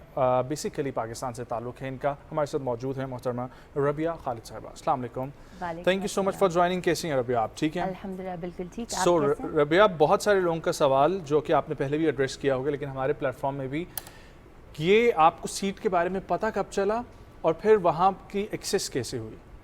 फ़र्स्ट ऑफ़ ऑल बहुत शुक्रिया मुझे अपने शो में बुलाने के लिए। इस पोजीशन के बारे में मुझे पता लगा 2018 में, जब ऑलमोस्ट मेरा मास्टर्स कंप्लीट होने वाला था और तब मैं यूनाइटेड नेशंस के अंदर ही इंटर्नशिप कर रही थी। और आपकी स्टडी भी न्यूयॉर्क से ही है? जी, मैंने मास्टर्स भी न्यूयॉर्क सिटी से ही किया है, ब्रुकलिन कॉलेज से। तो तब मुझे तकरीबन आप कह लें कि मुझे 3 साल हो गए थे कि मैं यूनाइटेड नेशंस के अंदर एक परमानेंट स्टाफ मेंबर की पोजीशन ढूंढ रही थी, और मैं पाकिस्तान से ही आप कह लें कि मैं इस चीज़ के बारे में कोशिश कर रही थी। लेकिन वहाँ पे फिर मुझे था कि एटलीस्ट मुझे उस माहौल में दाखिल होने की ज़रूरत है, और मैंने अपने दिमाग को लड़ाया, लोगों से पूछा, तो मैंने वहाँ पे फिर इंटर्नशिप्स डिफरेंट डिपार्टमेंट्स में स्टार्ट करनी शुरू की। 2017 से मैंने सबसे पहले जो permanent mission of Pakistan to United Nations है, वहाँ पे मैंने इंटर्नशिप 2017 में की, और तब से लेके जब तक मुझे परमानेंट जॉब नहीं मिल गई, मैं यूएन के सिस्टम से बाहर नहीं आई। तो ये एक आप कह लें कि मेरी स्ट्रैटेजी थी कि यूएन के सिस्टम में रहना है, बेशक मुझे अनपेड इंटर्नशिप ही क्यों ना करनी पड़े, ultimately through the word of mouth या लोगों से बातचीत के थ्रू मुझे एक परमानेंट पोजीशन का पता लग जाएगा। तो इसी तरह से मैं वहाँ पे वॉलंटियर करी थी, तो मुझे किसी ने बताया कि इस डिपार्टमेंट में एक पोजीशन ओपन है, आप जॉब के बाद ढूंढ रही हैं यहाँ पे परमानेंट, तो आप उधर जाके अप्लाई कीजिए। तो बस फिर मैं अपने डिपार्टमेंट में गाइडेड टूर्स यूनिट में मैं गई इन पर्सन। मैं अपने चीफ ऑफ डिपार्टमेंट से मिली और उन्होंने कहा कि जी आप अपनी रेज्यूमे सेंड करें। उन्होंने मेरी रेज्यूमे देखी, तो उन्होंने मुझे एप्लीकेशन फॉर्म फिल करें, फिर उन्होंने मुझे इंटरव्यू के लिए बुलाया। तो आपकी डिग्री किस में है? जी मेरी है political science, international affairs and global justice. Agree, totally relevant to the field. Rabia, जिस तरीके से आप बता रही हैं कि आप एम्बेसडर टू द पब्लिक हैं, आप ये भी थोड़ा हाईलाइट करें कि आप किन इश्यूज़ पे बात करती हैं या क्या चीज़ें जो है वो आपकी अंडर आती हैं? जी, सो जो मेरा काम है वो है यूनाइटेड नेशंस का काम, उसका मकसद और दुनिया में वो किस तरह के इश्यूज़ पर काम कर रहा है, ये आवाम को आगाह करना, पूरी दुनिया को आगाह करना मेरी ड्यूटी ये है। इसलिए आप कह लें कि मैं अक़वाम मुत्तहिदा की सफ़ीर हूँ, कि मैं लोगों को बताती हूँ कि असल मकसद क्या है यूनाइटेड नेशंस का, यूनाइटेड नेशंस की हिस्ट्री के बारे में, उसका पर्पस, उसका फंक्शन, कि वो कैसे 3 पिलर्स के ऊपर काम कर रहा है, जैसे कि piece and security, sustainable development and protecting the human rights. तो ये सारी चीज़ें मैं, जो लोग यूनाइटेड नेशंस हेडक्वार्टर्स का इन पर्सन विज़िट करने आते हैं, मैं उनको बताती हूँ। और तकरीबन जो एक टूर होता है वो 1 घंटे का होता है, जिसके अंदर मुझे यूनाइटेड नेशंस की हिस्ट्री से लेकर मौजूदा दौर तक अक़वाम मुत्तहिदा दुनिया में क्या कर रहा है लोगों को बताना पड़ता है। और इसमें ऑफ कोर्स जैसे सिक्योरिटी काउंसिल का चैम्बर है, जनरल असेंबली का हॉल है, इकोनॉमिक एंड सोशल काउंसिल का हॉल है, तो मैं लोगों को इन पर्सन उन रूम्स में बिठाती हूँ, जहाँ पे तारीखी आपको पता है हर साल वहाँ पर तकरीबात होती हैं, तो वो लोगों को मैं बताती हूँ। और उसका स्ट्रक्चर क्या है यूनाइटेड नेशंस का। अक्सर लोगों को मिसअंडरस्टैंडिंग होती है कि अक़वाम मुत्तहिदा शायद एक वर्ल्ड गवर्नमेंट है, कि इसकी ज़िम्मेदारी है पूरी दुनिया के मामलात का ठीक करना, जबकि ऐसा नहीं है। अक़वाम मुत्तहिदा एक वर्ल्ड गवर्नमेंट नहीं है, ये एक अदारा है, एक प्लेटफॉर्म है जहाँ पर तमाम ममालिक एक जगह पर इकट्ठे होकर अपने मसलों को डिस्कस करते हैं और उनका सलूशन निकालने की कोशिश करते हैं। तो मेरा जो मेन मकसद वो ये होता है आवाम को क्लैरिटी देना, कि फिर ऑफ कोर्स मैं इनके क्वेश्चंस भी लेती हूँ टूर के एंड पे, जो उनके कन्फ्यूजन हो डायरेक्ट इन पर्सन। ठीक है, एग्जैक्टली। सो इसको हम थोड़ा सा और अगर सिंपल कर लें तो आप बेसिकली PRO का भी जो है वो काम करें, पब्लिक रिलेशन ऑफिसर के तौर पर। जी, आप इसको ये भी कह सकते हैं। और सिंपल लैंग्वेज में अगर बहुत आसानी से आप इसको समझना चाहें तो आप टूर गाइड भी आप इसको कह सकते हैं। ठीक है। सो अक़वाम मुत्तहिदा बहुत कुछ कर रहा है एंड आई एम श्योर कि आप वहाँ पर मौजूद हैं, आप उसको बहुत अच्छे से रिप्रेजेंट कर रही होंगी। कोई गेटवे, ठीक है, हमारे स्टूडेंट्स के साथ जॉइंट वेंचर्स का आपने लिंक बनाने की कोशिश की है अभी तक, या इसके ऊपर कोई काम कर रही हैं? बिल्कुल, बल्कि बहुत शुक्रिया आपने ये क्वेश्चन हाईलाइट किया। आजकल मैं इसी के ऊपर काम कर रही हूँ, क्योंकि देखें, जो मैंने अपनी ज़िंदगी में मुश्किलात झेली यहाँ तक पहुँचने के लिए, तकरीबन 15 साल की उम्र से मेरी ये ख्वाहिश थी कि मैं अक़वाम मुत्तहिदा को ज्वाइन करूँ, लेकिन ये बहुत तवील सफ़र था मेरे लिए, जिसके جس کے لیے مجھے کافی مشکلات کا سامنا کرنا پڑا. تو آف کورس جو اب کئی لوگ ایسے ہیں جو ہمارے ملک میں ان کو نہیں پتہ کہ یہ پلیٹ فارم اویلیبل بھی ہے اور اس پلیٹ فارم تک جانا کیسے ہے. ٹھیک ہے, بہت سارے یہاں پہ ینگ ٹیلنٹ ہے جو لوگ مطلب اس چیز کو ڈیزرو کرتے ہیں, جو وہاں پہ جانا چاہتے ہیں, لیکن ان کو پتہ نہیں ہے کہ وہ راستہ کس طرح سے بنائیں. تو سب سے جو امپورٹنٹ چیز ہے وہ یہ ہے کہ آپ جڑے رہیں. ٹھیک ہے, اپنے سب سے پہلے جو آپ کے پاس لوکل اپرچونٹیز ہیں اس ادارے سے ریلیٹڈ ان کو اویل کریں. جیسے میں نے کیا 2015 میں میں نے منسٹری آف فارن افیئرز میں انٹرنشپ کی UN ڈویژن میں. میں نے ایمبیسڈر مسعود خان کے ساتھ بھی کام کیا کیونکہ وہ پاکستان کی ریپرزینٹیو UN میں رہ چکے ہیں, تو اس سے مجھے بہت سیکھنے کو ملا. So of course but time جب آپ فیلڈ میں جاتے ہیں تھیوریٹیکل نالج سے زیادہ آپ کے لیے امپورٹنٹ ہوتا ہے کہ آپ ساتھ میں پریکٹیکل نالج بھی لیں. بالکل, تو یہ چیز پڑھائی کے ساتھ بہت زیادہ ضروری ہے جو میں تمام لوگوں کو بتاؤں گی کہ وہ خود سے اپنے مواقع ڈھونڈیں. کوئی آپ کو رکھ کر پلیٹ میں فراہم نہیں کرے گا. یہ خود کی آپ کہہ لیں کہ انڈیویجول کوشش پہ بہت زیادہ یہ چیز ڈپینڈ کرتی ہے. تو اس طرح سے پھر میں نے راستہ بنایا اور الٹیمیٹلی پھر جب میں دیکھا کہ میں نے اقوام متحدہ میں جانا ہے تو میرا فزیکلی وہاں پہ پریزنٹ ہونا مجھے ایک ایج فراہم کرے گا ضرور. تو پھر اس لیے میں نیو یارک سٹی میں گئی اپنے ماسٹرز کے لیے تاکہ میں وہاں پر الٹیمیٹلی مجھے کوئی نہ کوئی راستہ تو نکل ہی آئے گا. تو یہی ہوا کہ مجھے تھا کہ اور یہ بھی کہ ایون کوئی اور ممالک کے لوگ ہوں تو ہر ملک کا یونائٹڈ نیشنز میں ایک پرماننٹ مشن ہوتا ہے. تو میں نے کہا کہ میں پاکستانی سٹیزن ہوں تو کیوں نہ میں اپنے ہی ملک کے مشن ٹو یونائٹڈ نیشنز کے ساتھ اپنا سفر یہاں پر شروع کروں. تو یہی میں نے کیا اور اس طرح سے پھر آگے آپ کو لنک سے لنک بنتے جاتے ہیں. کیا آپ نے گیٹ میں نکالا ہے یہ بتائیں.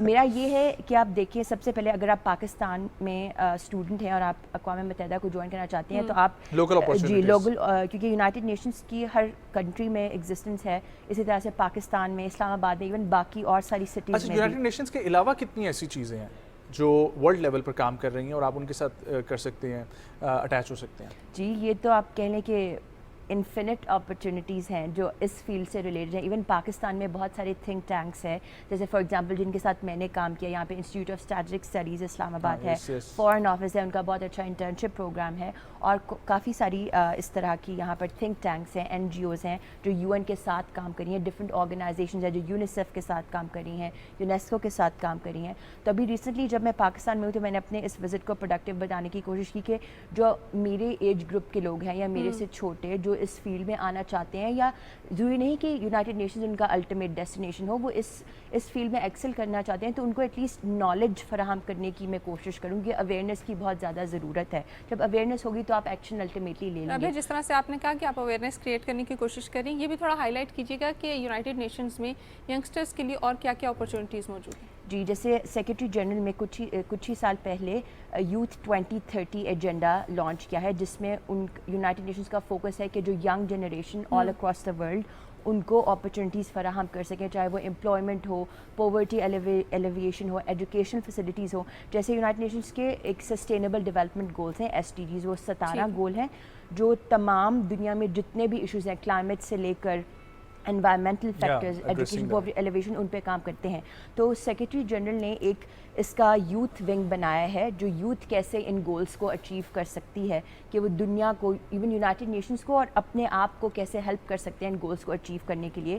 تو اس کے لیے کافی سارے یوتھ پروگرامز ہیں, اینولی بہت ساری کانفرنسز ہیں جو یونائٹڈ نیشنز میں کنڈکٹ کی جاتی ہیں, جیسے یوتھ اسمبلی, جیسے اس میں نے بھی پارٹیسپیٹ کیا. اور سب سے زیادہ جو آسان طریقہ ہے جیسے ماڈل یونائٹڈ نیشنز ہیں جو ہماری کنٹری میں بھی آلموسٹ سبھی ادارے ہیں وہ یہ کنڈکٹ کرتے ہیں, تو اس میں آپ پارٹیسپیٹ, اس سے یہ ہوگا کہ آپ کو UN کے سسٹم کا اندازہ ہوگا کہ آپ پریٹینڈ کرتے ہیں کہ آپ کسی ملک کے سفیر ہیں, تو آپ کو ایک ذمہ داری کا احساس ہوتا ہے کہ آپ کو کس طرح سے فیل ہوتا ہے اگر آپ کسی اور ملک کو ریپرزینٹ کریں. ٹھیک ہے, تو ایک سینس آف رسپانسبلٹی آپ کے اندر ایک ابھرتی ہے وقت کے ساتھ. صحیح بات ہے. Well Rabia, thank you so much for coming, بہت اچھا لگا آپ سے بات کر کے. ایم شیور آپ کا مشن جو ہے, آپ کا ویژن بہت اچھا ہے, اینڈ آئی ہوپ کہ پاکستان سے بھی بہت سارے ایسے لوگ جو ہے وہ شامل کریں گے. وش یو بیسٹ آف لک, اور پاکستان میں بھی جتنی بھی اپرچونیٹیز ہیں ان کے بارے میں آپ لوگ ڈگنگ اسٹارٹ کریں, ڈیفینیٹلی کچھ نہ کچھ ملے گا, اور آپ وہاں سے یہ جو ہے ریسرچ کا سلسلہ جو ہے وہ شروع کریں, کیونکہ یوزلی آپ آل دا ٹائم فون استعمال کر رہے ہوتے ہیں یا انٹرنیٹ کے اوپر آپ جو ہے بہت ساری چیزیں سرچ آؤٹ کر رہے ہوتے ہیں, تو کیوں نہ اس کو پروڈکٹیو طریقے سے استعمال کیا جائے اور اپنی جتنی بھی آپ کی اس طریقے کے کام ہیں ان کے اوپر جو ہے وہ آپ اپنا وقت لگائیں. ویل صبح پاکستان جاری رہے گا. مجھے یعنی کہ حافظ نجم صاحب کو دیجیے اجازت, ملاقات ہوگی کل, لیکن اگلا سیگمنٹ روشنا کے ساتھ انجوائے کریں ہمارے ساتھ. Frank break.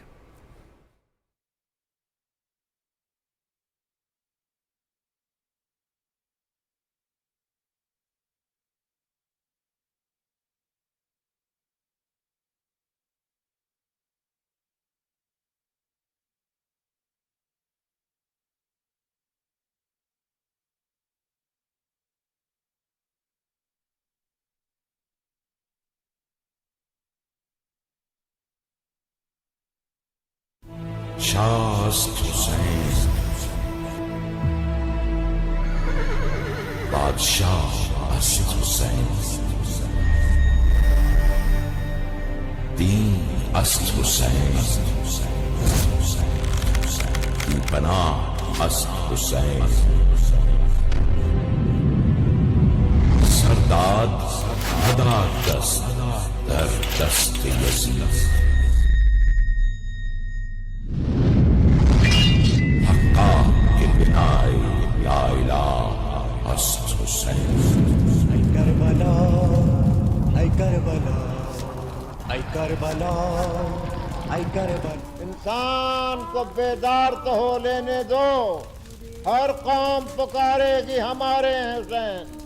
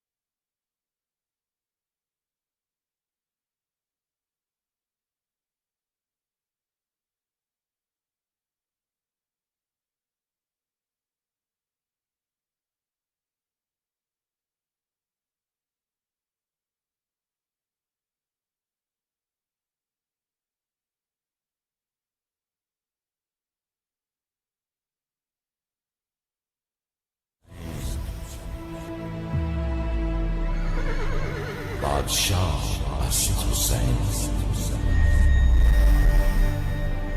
دین است حسین بی پناه است حسین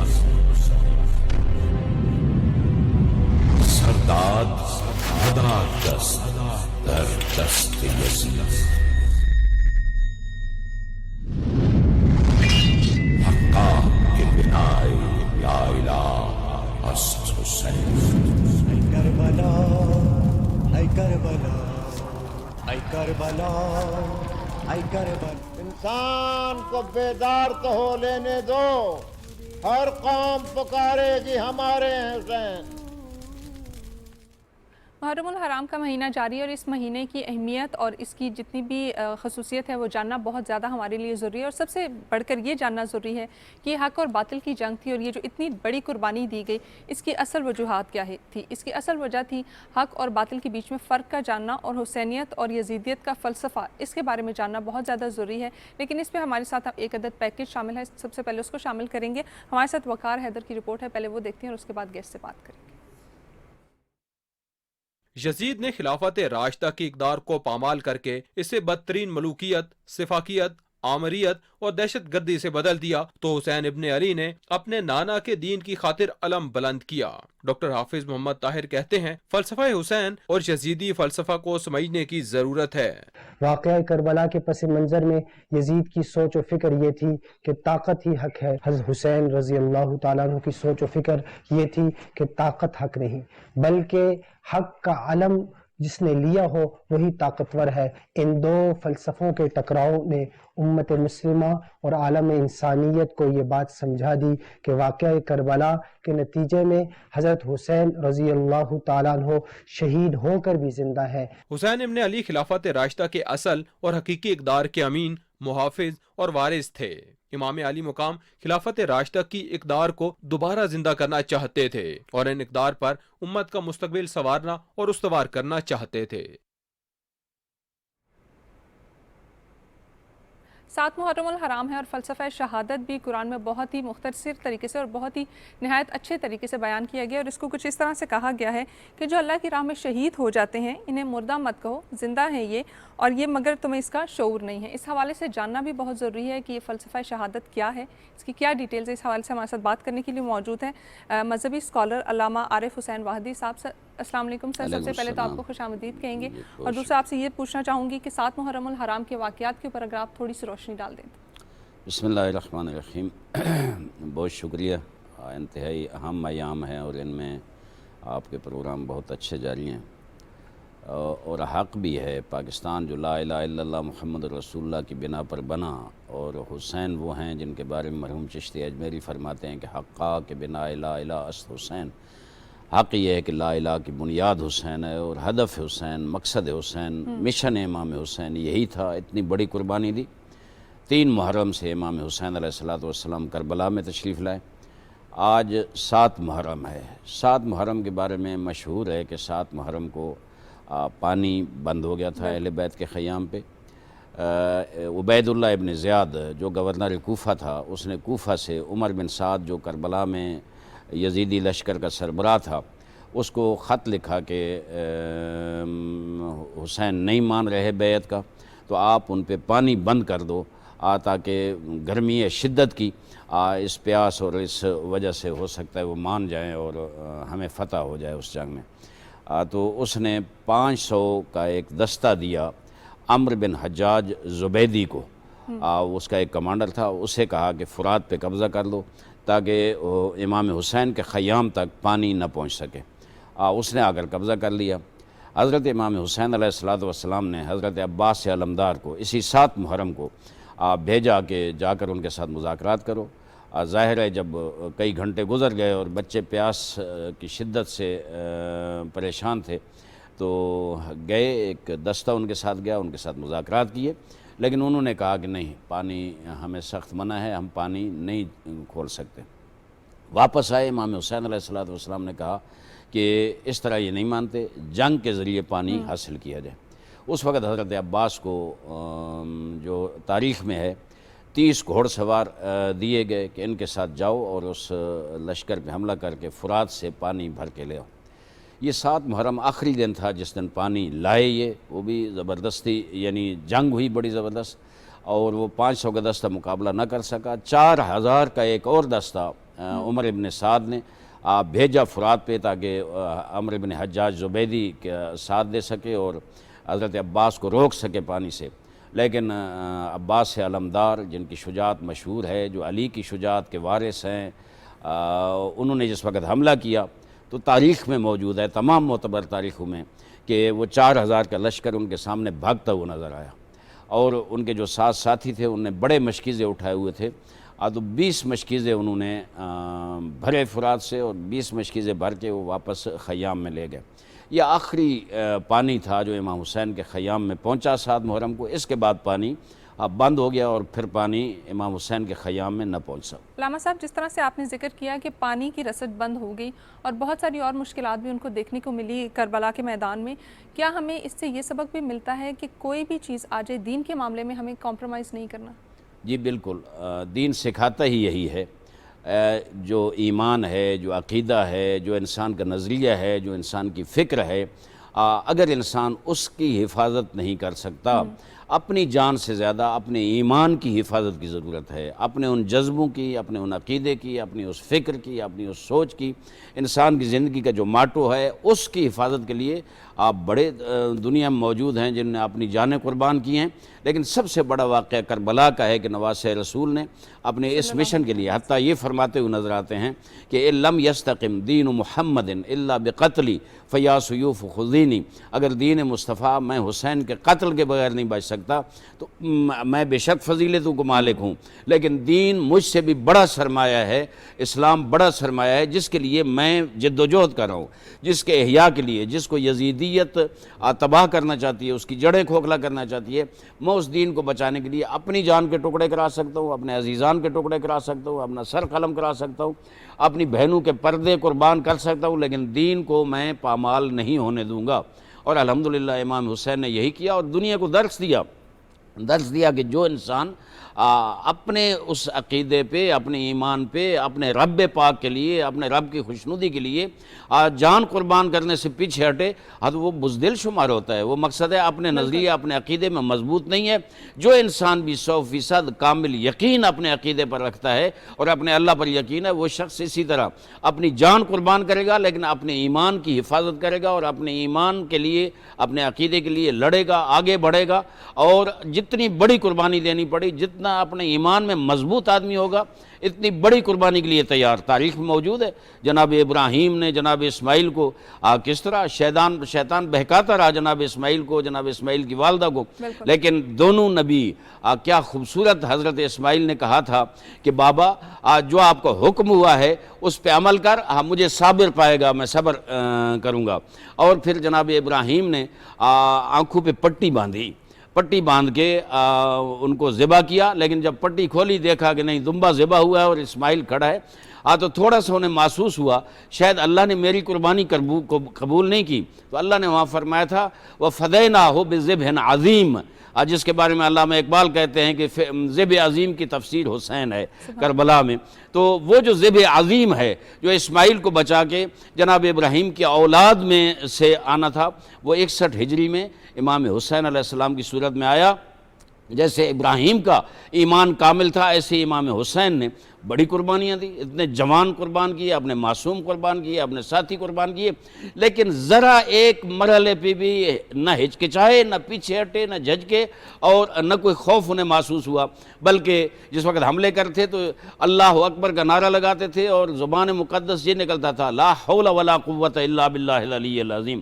گھبرائے نہیں, آخر میں تنہا بھی رہ گئے, پھر بھی امام حسین علیہ السلام نے اپنی جان ہتھیلی پر رکھ کر اپنے اللہ کو پکار کے بار بار کہتے رہے کہ میرے اللہ میں تجھے پانے کے لیے یہ سب کچھ قربانی دے رہا ہوں. علامہ صاحب بہت خوبصورت طریقے سے آپ نے بتایا کہ دین کی ابتدا بھی قربانی سے ہوئی اور انتہا بھی قربانی پہ ہوئی. ذرا سا یہ بتائیے گا کہ بہت ساری قربانیاں بھی دی گئی, اس میں شہادتوں کا سلسلہ بھی شروع ہو چکا تھا. فلسفہ شہادت پہ اگر آپ ذرا سی روشنی ڈالیں. میں شہادتوں کے آغاز کے حوالے سے یہ کہوں گا کہ آج کے دن کا ایک اور واقعہ ہے. ایک بزرگوار شخصیت جو صحابی رسول بھی ہیں صلی اللہ علیہ وآلہ وسلم, حضرت مسلم ابن اوسجہ 75-80 سال کے بوڑھے تھے. جس وقت یہ کوفہ میں موجود تھے, انہیں پتہ چلا کہ حضرت مسلم کو شہید کر دیا گیا, حضرت عروہ بن ہانی بن عروہ کو شہید کر دیا گیا. اس وقت انہیں پتہ چلا کہ امام حسین کربلا میں ہیں. یہ وہاں خفیہ رستوں سے ہوتے ہوئے 7ویں محرم کو یہ پہنچے, اور اتنے بہادر اور پارسا اور شجاع انسان تھے کہ جس وقت وہ پہنچے تو امام حسین کے خیام میں خوشی کی لہر دوڑ گئی. آگے مسلم ابن اوسجہ پہنچ گیا جو صحابی رسول ہے, ریش سفید ہے, بہادر بھی ہے, شجاع بھی ہے, وہ پہنچے. اور پھر تاریخ میں یہ ہے امام حسین نے ان کا استقبال کیا. تاریخ میں یہ ہے کہ 10ویں محرم کو جس وقت شہادتوں کا آغاز ہوا تو جناب مسلم ابن اوسجہ نے کہا کہ میں صحابی رسول ہونے کے ناطے سب سے پہلے میں جاؤں گا ان یزیدی لشکر کے ساتھ لڑوں گا اور اپنی قربانی دوں گا تاکہ دنیا کو بتا سکوں کہ حسین تنہا نہیں ہے, رسول اکرم کے صحابہ کرام بھی حسین کے ساتھ شامل ہے, ان کا خون بھی ان کے مقدس خون میں شامل ہے. اور ظاہر ہے یہ شہادتوں کا جو سلسلہ ہے, میں یہ کہتا ہوں کہ وہ جو حضرت قاسم نے شب عاشور جو امام حسن کے فرزند نے فرمایا تھا الموت احلی من الاصل, جو شخص مشن کے لیے قربان ہوتا ہے, جو اپنے اس ایمان کے لیے اللہ پہ یقین کے ساتھ قربان ہوتا ہے, وہ شہادت بہت بڑی ارزش رکھتی ہے. قرآن مجید میں بھی ہے کہ یہ جو شہید ہوتے ہیں یہ مرتے نہیں ہیں, زندہ ہوتے ہیں اور اللہ کے ہاں سے رزق کھاتے ہیں. اللہ ان کی زندگی اور ان کی حیات کا کہہ رہا ہے. تو ظاہر ہے کربلا کی شہادتیں بہت بڑی شہادتیں ہیں جو مشن پیغمبر کو آگے بڑھانے کے لیے, قرآن کو سربلند کرنے کے لیے وہ شہادتیں ہوئیں.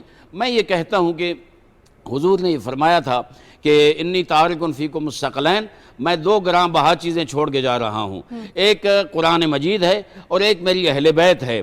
ان دونوں کو سنبھال کر رکھنا ہے, ان کے ساتھ تمسک رکھو گے تو کامیاب ہوگے. میں کہتا ہوں دشمن معرفت رکھتا ہے, دشمن جانتا ہے یہ 2 چیزیں جو حضور نے بتائی تھیں انہی کو وہ ٹارگٹ کرتا ہے. آپ دیکھیں کربلا میں یزیدیت نے نواسہ رسول کو ٹارگٹ کیا, ان کے خاندان کو ٹارگٹ کیا, اور جس وقت امام شہید ہو گئے ان کے خیام کو آگ لگا دی. اور آج 1400 سال بعد ہم دیکھ رہے ہیں کہ وہ ایک شکل تھا جو وہاں توہین ہوئی, اور دوسرا شکل آج سویڈن میں, ڈنمارک میں جس طرح قرآن کی توہین ہو رہی ہے اور قرآن کو نعوذ باللہ جلایا جا رہا ہے. میں سمجھتا ہوں دشمن انہی 2 چیزوں کو ٹارگٹ کر رہا ہے جو حضور نے بتایا تھا مسلمانوں کو, اپنی امت کو, کہ انہیں سنبھال کے رکھنا. ہمیں اگر اہل بیت کی توہین ہو, اگر قرآن مجید کی توہین ہو, ہمیں ڈٹ کر وہاں ان مقدسات کے دفاع کے لیے کھڑا ہو جانا چاہیے. اگر مسلمان متحد ہوں اور کھڑے ہو جائیں ان کے دفاع کے لیے یزیدیت کے مقابلے میں, اس دور کی یزیدیت یا آج کے دور کی یزیدیت, امام حسین نے فرمایا تھا نا، میں کئی مرتبہ عرض کر چکا ہوں کہ مجھ جیسا کبھی یزید جیسے کی بیعت نہیں کر سکتا. وہ صرف 61 ہجری میں نہیں تھا، قیامت تک جو بھی یزیدی سوچ کا اور یزیدی کردار کا حامل ہوگا، اللہ کا رسول کہہ رہا ہے اس کے مقابلے میں ڈٹ جاؤ.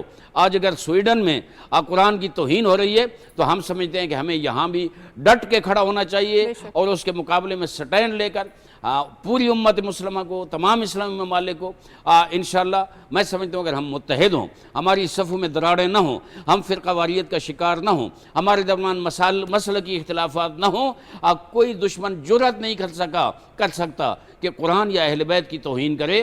لیکن جب ہمارے اندر فرقہ واریت ہوگی، ہمارے اندر انتشار و افتراق ہوگا تو دشمن اس طرح جرأت کرے گا.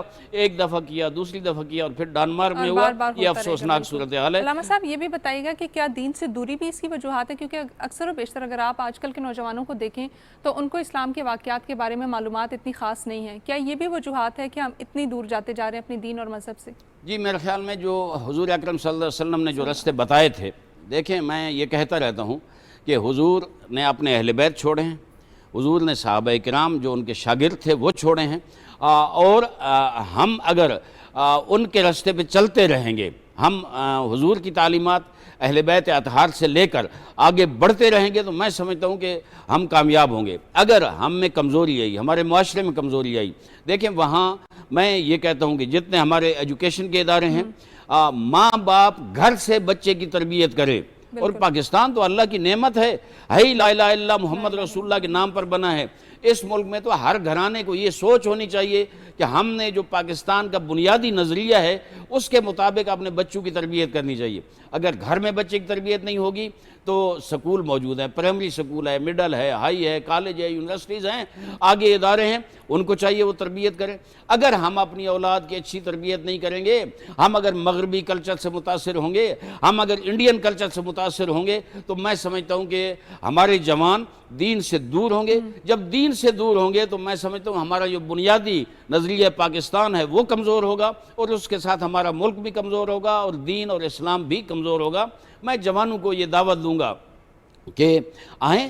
اس دور میں اگر آپ رول ماڈل ایک کرکٹر کو سمجھتے ہیں، آپ رول ماڈل ایک کوئی یورپین ڈانسر ہے یا گویہ ہے اسے سمجھتے ہیں، اسے چھوڑیں. آئیں کربلا والے جوانوں کا مطالعہ کریں، علی اکبر کی زندگی کا مطالعہ کریں، جناب قاسم کی زندگی کا مطالعہ کریں. اون محمد جو 7 اور 8 سال کے تھے، حضرت زینب کے بیٹے آج جو قربان ہو گئے، وہاں ان کی زندگی کا مطالعہ کریں اور دیکھیں کربلا سے ہمیں کیا پیغام مل رہا ہے. میں یہاں گزارش کروں گا، میں یہاں ریکویسٹ کروں گا کہ کربلا کو آپ فرقہ واریت میں نہ لے آئیں. کربلا اس سے بالاتر ہے. کربلا تو وہ جو اقبال کا تصور ہے، وہ جو دیگر دانشوران کہتے ہیں، اور جو حضور اکرم نے امام حسین کے بارے میں فرمایا، وہ تو نقطہ وحدت امت ہے.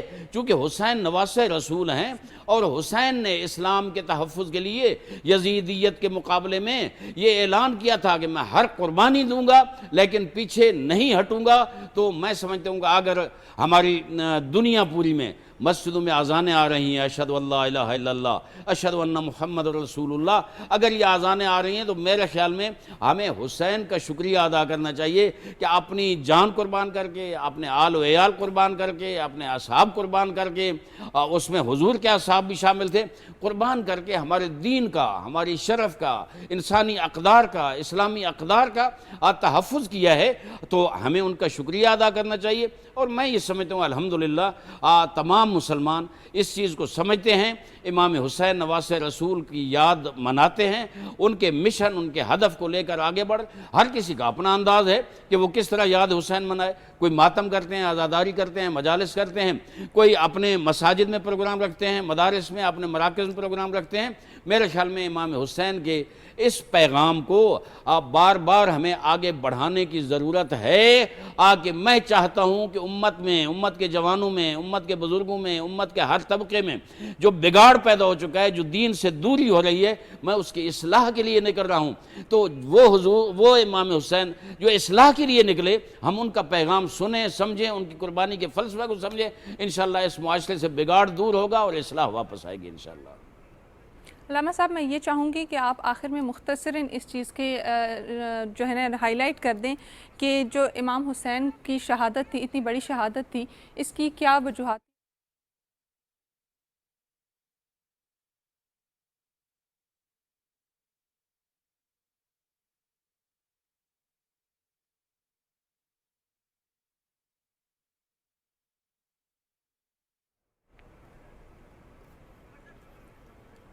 آپ کو بتاتے چلیں کہ وفاقی وزیر داخلہ رانا ثناءاللہ خان تھوڑی دیر میں اسلام آباد پولیس کی 38ویں کانسٹیبل پاسنگ آؤٹ پریڈ سے خطاب کریں گے اور اس وقت وہ اس چیز کا معائنہ بھی کریں. پی ٹی وی براہ راست یہ تقریب آپ کے ساتھ نشر کرے گا. تمام میڈیا سے لائیو کٹ کی گزارش ہے. ایک بار پھر آپ کو بتاتے چلیں کہ وفاقی وزیر داخلہ رانا ثناءاللہ خان تھوڑی دیر میں اسلام آباد پولیس کی 38ویں کانسٹیبل پاسنگ آؤٹ پریڈ کا معائنہ کر رہے ہیں. آپ کو بتاتے چلیں کہ وفاقی وزیر داخلہ رانا ثناءاللہ تھوڑی دیر میں اسلام آباد پولیس کی 38ویں کانسٹیبل پاسنگ آؤٹ پریڈ سے خطاب بھی کریں گے اور اس وقت وہ 38ویں کانسٹیبل پاسنگ آؤٹ پریڈ سے کا معائنہ کر رہے ہیں اور تھوڑی دیر میں وہ اس سے خطاب بھی کریں گے.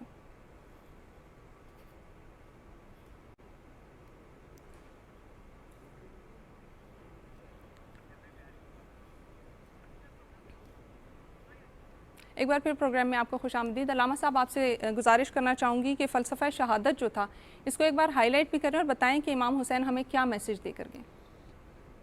میں عرض کروں کہ امام حسین مدینہ میں موجود تھے, سکون سے اپنے گھر میں رہ رہے تھے, اپنے بچوں کے ساتھ, اہل و عیال کے ساتھ, اب نانا کے روضہ کے پاس, نانا کے شہر میں بڑے سکون سے.